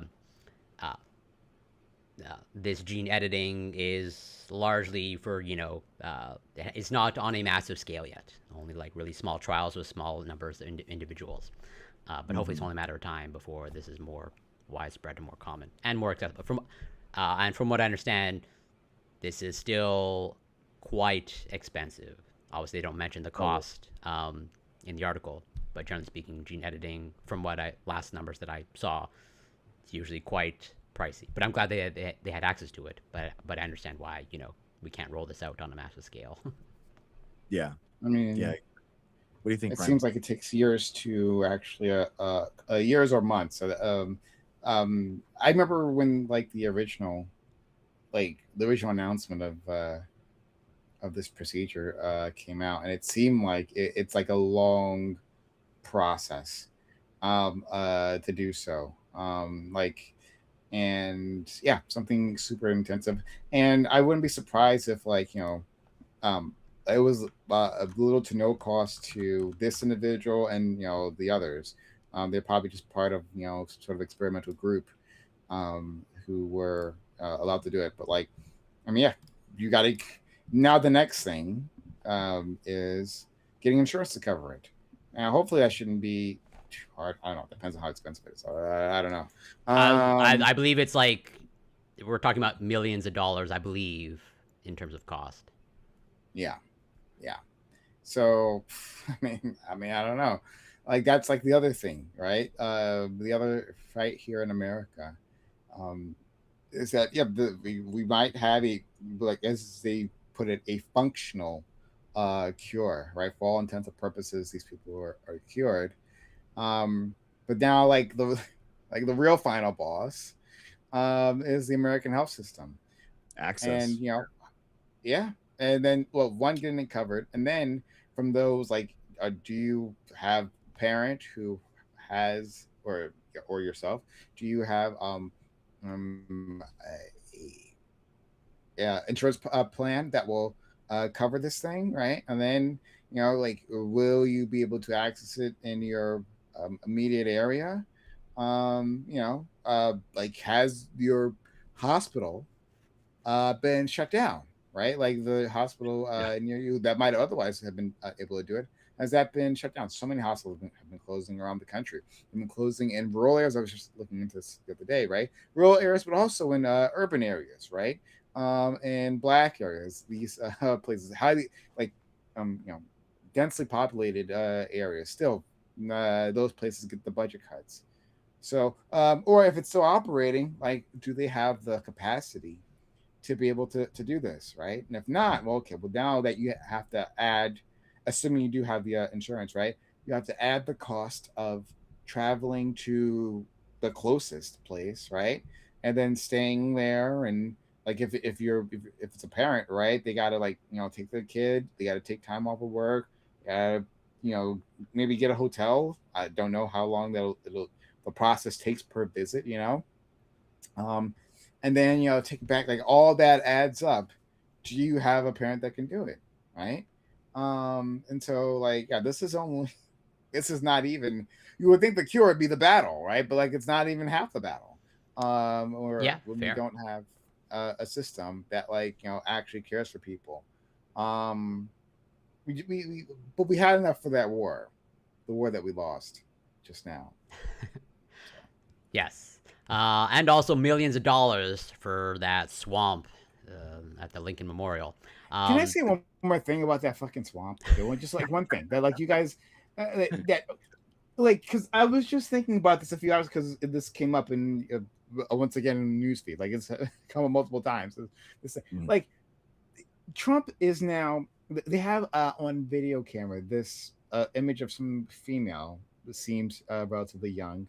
I've seen Um, it, and I believe they're circulating like AI generated video that like is trying to like incriminate them. I don't know that any Yeah, true. yeah, like the thought that, like, this person poured some chemical in there, right? And that's like the vandals who are causing the algae.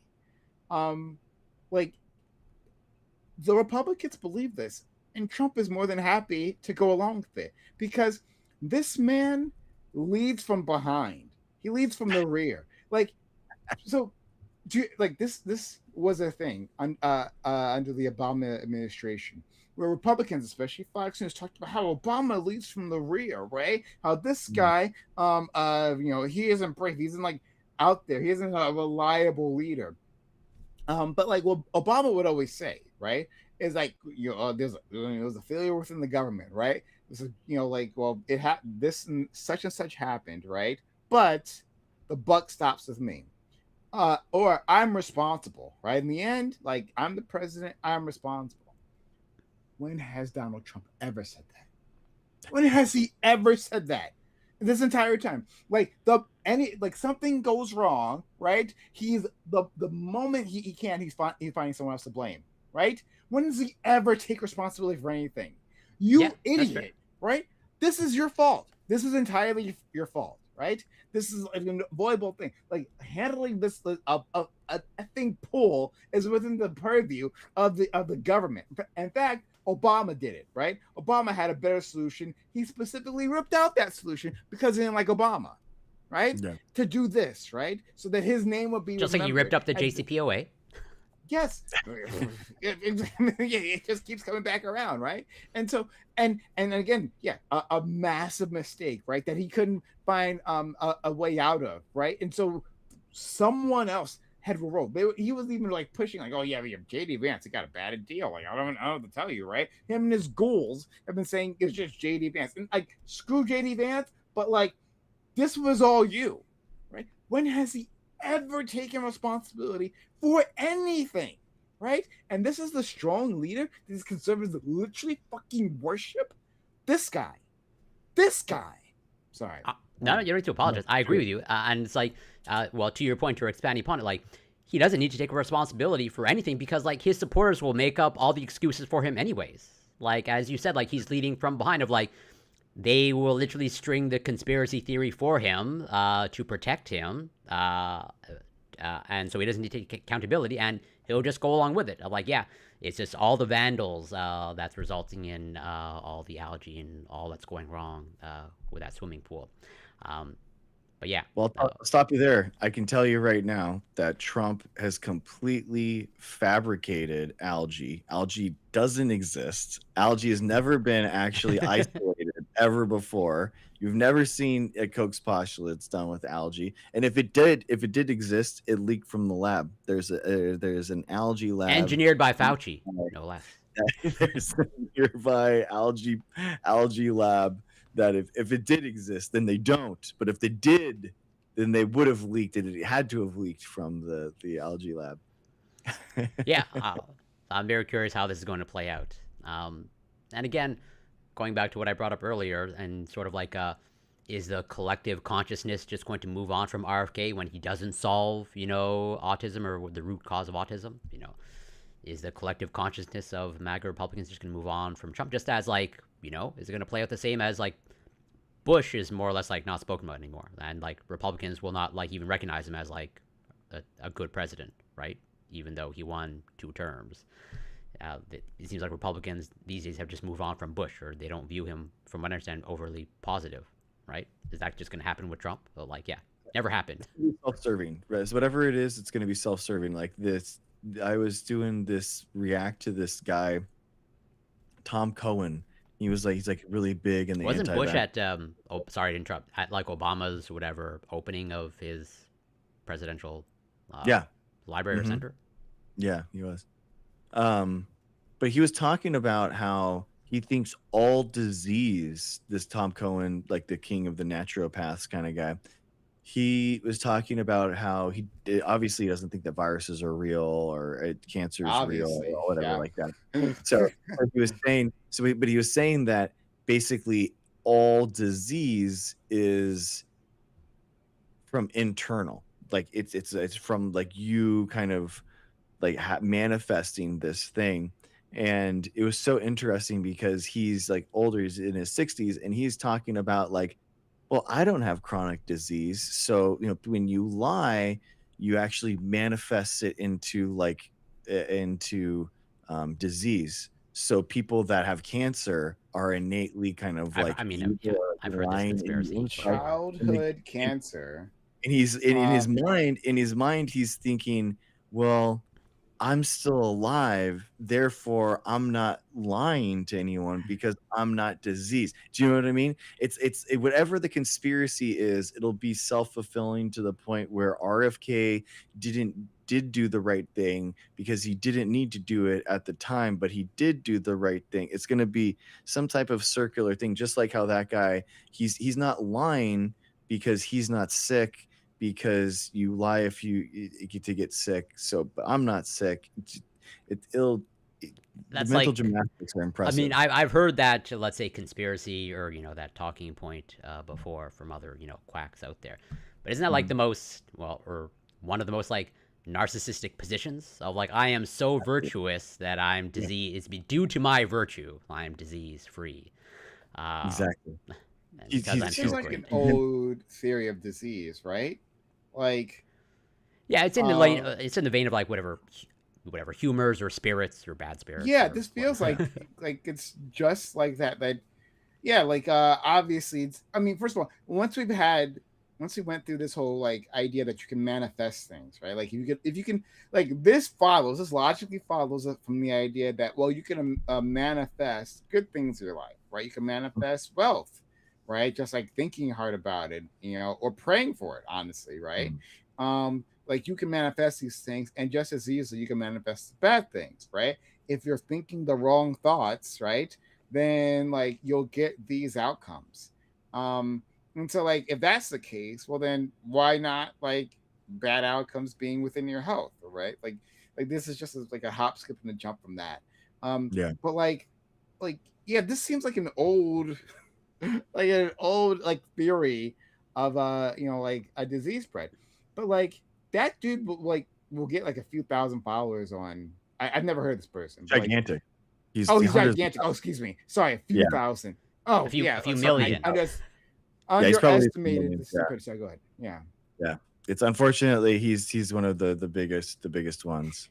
And It's we just and it's like, and we've talked about this before already, right? So, and I'm just preaching to the choir here, but like it says so much more about the people who watch him and take him seriously, that like their inability to apply critical thinking to this. I mean, this is like simple quackery. Like maybe this might have worked. Like, if this was like 300 years ago, right? Well, then yeah, don't have any much better ideas. So fair enough, right? But like you have through osmosis, right? Purely through osmosis. You didn't pay attention in school. Purely through osmosis, you've yeah. like collected more knowledge, right? About like how disease spreads than those people ever did like centuries ago, right? They have like you have Absolutely.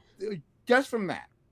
And like you can't apply that knowledge. You can't hear that and like, okay, done, right? I'm sure he says all kinds of other crazy things, but like the moment that comes across, right, your feed when he makes that claim, you're like, oh, obviously this guy's an idiot.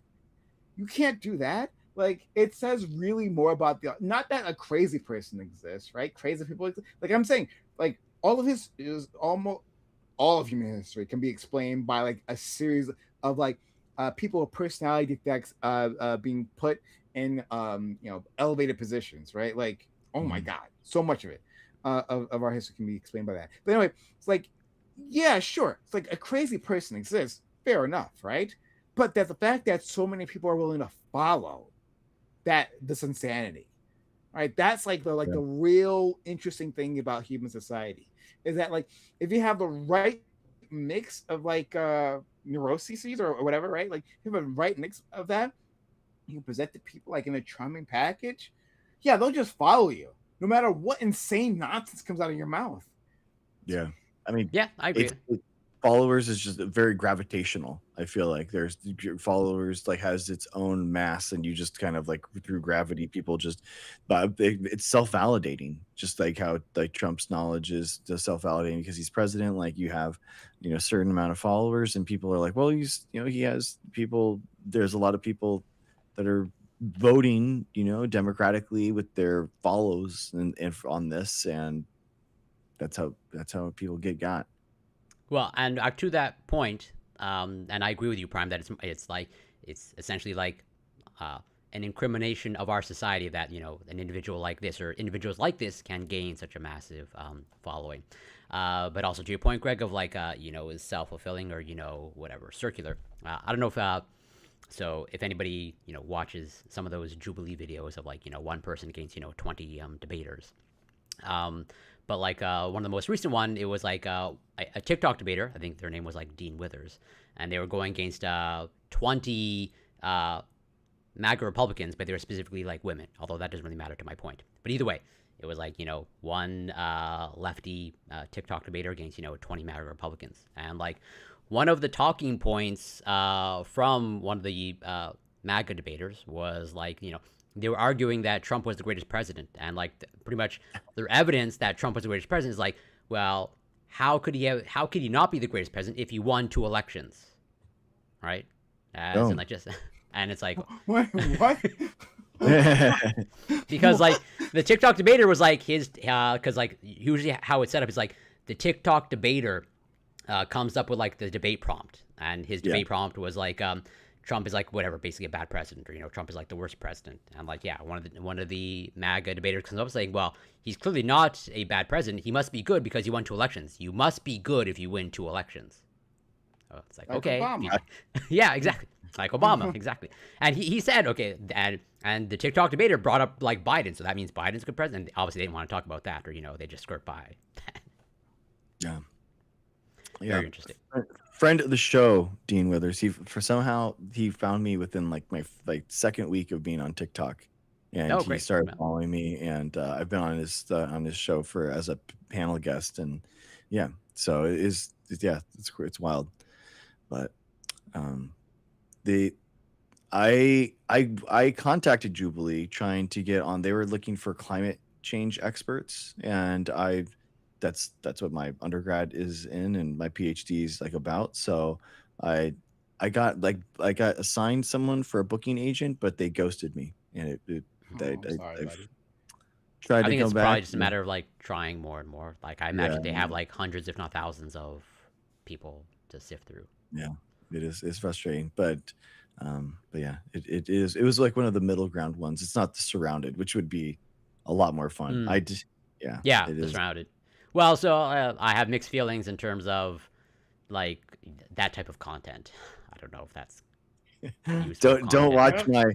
I did my own 1v10 surrounded on a Raging Tomato Mm. panel, vaccine skeptics and stuff, and I had a lot of fun. I mean, I had a lot of fun. So I don't. listen. Well, yeah, fun. Like I can definitely agree and understand of like uh, you being the person against whatever 20 or 10 Yeah, MAGA Republicans that you're the like belle of the ball, I would bro. have fun. Everyone wants to dance with you.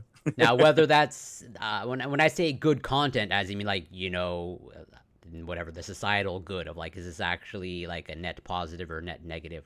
I as of now I'm reserving. I don't actually know. But let's just say I have mixed feelings about content like that of whether it's doing more harm than good. I think you have to. I think it's really important to because you're basically it's not just you're not changing the minds of the people that are in that panel specifically, but you are changing the mind of people that are on the fence or watching it and thinking like, well, why isn't anyone defending this? Like or because it's usually just like a circle jerk for most of the panels and stuff. So and people are expecting to watch a UFC fight where two people are fighting it out, and if you were watching a UFC fight and one person just ran, like imagine just running away from the fight, you'd be like, "What? That's not okay. Like stand there and fight," and that's what people expect. And people on the right respect people on the left when they stand up and they fight for what they believe in. That's a they expect you to spar back, and if by just constantly conceding and not engaging and not kind of like rebuffing and being combative, they lose respect for I you don't and your politics. I don't disagree. My Mhm, only, let's say, not pushback, but rather, mhm. your example with the cage fighting, like I take the point, but like I don't know that it's analogous to debate, or I see a disconnect in terms of like, uh, let's say, seeing someone run in a cage, you can see someone running away from a fight, as in like Mhm. there's a visual recognition there, as opposed to I don't know that it's clear to everyone when someone is running from a debate or running from a point. And I think that's for me that's I, one of the I issues. I would say that academia and science and physicians have ran away from those discussions for No, no, since that's not. 20. Sorry, let me clarify. As in, You know like what I mean? during the debate process, as in when a person is not actually engaging with the question, is running away from engaging with the question and the debate. Mm, okay, gotcha. I think when you don't actually match the energy and you kind of get um if you don't match the energy and you're not actually engaging with the people, I think that it shows like you don't actually kind of you're not. I don't know. I get what you're saying though. By going on there, you're showing some level of care. But during the debate itself, how is the viewer going to view that interaction? Because Um, I can guarantee, and we all we're all biased, myself included, but I think there should be some clear points where someone should be able to say, no matter what your political affiliations are, is like whatever the question or prompt is, like this person is not answering or engaging with the question that this other person is asking. yeah, And not everyone can recognize, or at least from my perspective, not everyone can recognize that clearly, and that's a yeah. problem. I think that you have to do that yourself, like in that scenario, right? I agree, the That onus is on the debater, but yeah, yeah, there there are some very very fast debaters that can run around in yeah, circles. yeah. No, no, it's true. And when there's it's a dog pile scenario, it's very easy to get like overwhelmed and yeah, and to look bad. I definitely think that that's true. Um, it's tough. I mean, it's very tough. I think, but Yeah, it is tough. It's there is no easy route forward, and I don't think that there is any easy route forward against fascism in general. You know Yeah, what I no, mean? for sure. Like That's what, it like is I say, I have mixed feelings, and I tough. obviously, let's say, well, I'm probably not a good debater, but at least I engage with the debate. So I let's say I can appreciate and respect it, and for sure, it's something that I have desires to do. But I do see like a problem in terms of going, just based off just what I outlined. But I agree with you; it's tricky, and I'm not sure what the solution is, or if there is even one. As because like in in a cage fight, when someone, as from what I remember when I used to casually follow MMA very loosely, is like if someone is literally running around from the cage, well, one, the judges will score it of like you're not aggressing, Engaging. or the ref will Yeah, be like, hey, you can't just run around in circles. It's exactly. but that doesn't happen in debate, as in someone can ask a question and this person could just like ramble on for nothing. Like for me, man, I mean, I grew up. We'll end here like soon. I feel like the I don't know, man. I grew up like on BattleNet and stuff, really So toxic so early so did I. 2000 internet and stuff. So it's like one of those things where I've constantly had to like neuter myself and stuff like that. So even during these like rant and rage moments and stuff, I'm still like super dialed back. But if we're just gonna um I think like scientists and physicians and science communicators and public health officials and stuff, like we exist on the internet, and like we kind of like flay ourselves out for to be like a punching bag too. Like if people are brave enough in order to make content like this, which is rare and it's hard, that we just kind of like make it up, any like make it and just kind of say, hey, take it for what it is. But I think it's easy to sit back and just kind of like take it. They're definitely not expecting anyone to punch back. So when I do, it's kind of like they're not expecting it. So it's Yeah, no. I guess I have like you know I have that the element of surprise. Yeah, no, I want to see, regardless of what I just said, I want to see you on Jubilee, just because I know it's in your Okay, best thanks, and in Bob. everyone's best interest. I support that 100%. And Thank last you. thing I'll say before we wrap up, though, it's just I have one question from one of my viewers, as in, how do we verify the credentials of medical influencers? So, yeah. Do you have any advice? I mean, for me, like I think talking about my PhD is like, I mean, I would love to ask, you know what I mean? Like, so most people are gonna have like have a professional website, and they're gonna have uh their license that you could search, like literally search if they're board certified. Or if they're a scientist, they're gonna have like their publications and their dissertation that you could find.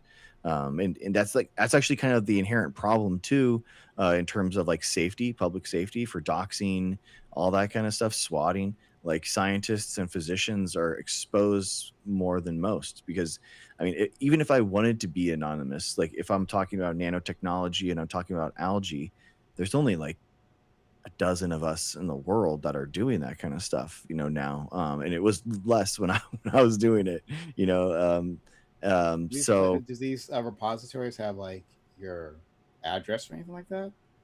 no, but that my full name, my full Yeah. name is on there. Like Okay. for whatever, it's so funny because of my modern day debates thing. Somehow they thought it was like a win that they know my last name, so they were just like they kept using my last name in the comments, Okay. trying to like, Nobody knows you know, my last name.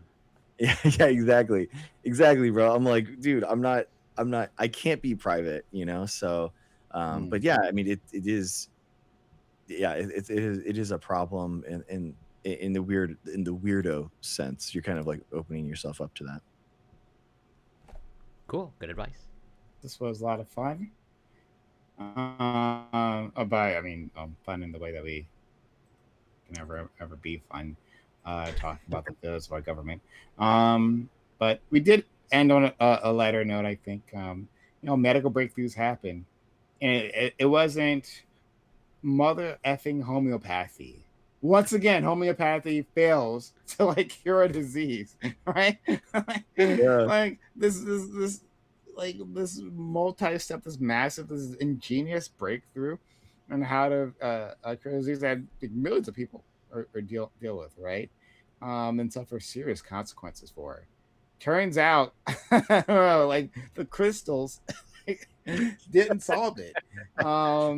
What a surprise! They had so much Man, time. They had such a head start. They had Um, thousands of years of head start. Crystals go yeah, back a ways. have they but really tried? still, Have they really tried the 1 to 1 million dilution of lavender oil? Have yeah. they? Have they really done? Yeah, it's crazy, right? Like, and so this is what we talk about. Like, we talk about like the need for experts. Like shout out to Corey and Dr. Greg, who are actually experts in their field. Like people who've worked in their respective fields, and like that are accomplished individuals, right? Like if I have, and Corey's done knows this, I'll reach out to Corey if I have a question that like pertains to his field. And he'll give you a thorough answer. This man will do that, right? But All like AI generated. I'm just kidding. oh yeah, indeed. But yeah, the person that I can trust, and I have further questions. You can ask and interrogate him, right? And he'll like engage in the field battle. He's done it with on my program, right, which you can find on Twitch.tv, YouTube.com, and Kick.com /Prime Kai, PRIMECYS. But like, yeah, like like he does that, and you've all seen Dr. Greg, engage with that, like with his like level of expertise. Like, shout out to these people, right? Like, now these individuals didn't cure that disease. I mean, like, and it's a strike against them. But like, I mean, but like it is people coming together, like working hard to like get the knowledge necessary, right? Understanding of the value of an education, right? And then applying that like in a novel way. And I don't know like the background of this particular breakthrough, the curing sickle cell, functioning curing sickle cell, right? I don't know the background of that whole process, but like I want to bet like there was like some government funding involved, right? Like you want to bet? Lots of government funding. Yeah, right. That like that came, and then of course, and then hey, did one of those a few of those researchers have government-backed student loans that are cheaper, right? Or maybe grants, right? All these things that put them in a position so they can do these things, right? Um, and then a belief in the scientific process, right? Not even a belief, right? A trust in a scientific process. You don't have to believe in it. You don't have to like do any wishing or whatever, right? Scientific process once again proves its worth, right? Like a delivering something that will make a difference in your life, and one that's also based on a whole other series of scientific discoveries that we probably won't even fully understand, right? Unless when we read the paper and stuff, like what things that they're citing, that like gave them the knowledge or like pointed them in the right direction to make this incredible breakthrough, right? Like all of these things like stack up, right, to make these accomplishments. And I bet you some of those previous scientific discoveries, those previous papers, were something really boring that would have been cut by Doge if they had a chance to do so, True. right? It's Like, true. tell me I'm True. wrong on this. Mm-hmm. So like I just want to end on this, like this idea of like it's a crystallization of all the things we've been talking about for these weeks, right? It wasn't idiots, right, that came out of the anti-vax crowd, right? These people have nothing to offer you, right? Certainly not data, like I said before, right? A year plus still waiting for them to prove their claims, right? When they have all the data in the world, they still can't do it, right? But the thing that once again does it is like expertise, and a trust, and an exercise of the scientific method. So yeah, I'll leave it there. True. That's I cannot agree enough with everything that Prime outlined.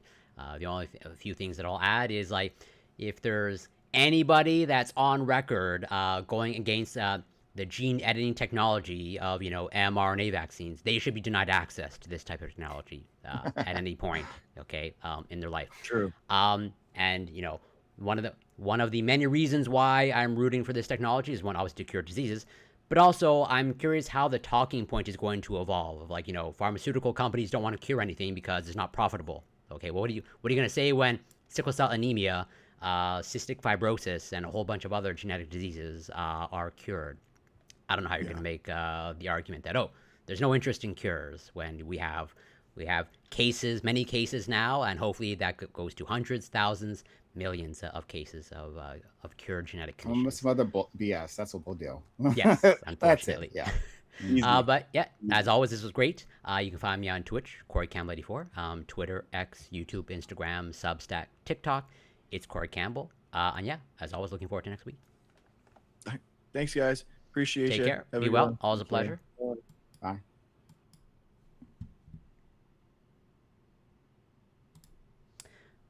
Okay, that was great.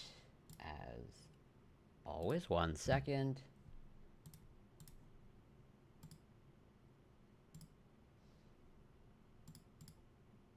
Okay, thank you to anybody that I forgot that passed by.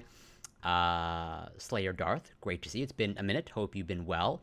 And hopefully I got to answer your question in time if you're still around. But if you're not, I apologize.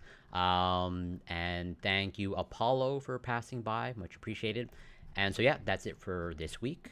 Should be back next week, as usual, talking about, I'm sure there's going to be many developments in the Make America Healthy Again movement that we can talk about. But yeah, until then, take care and be well.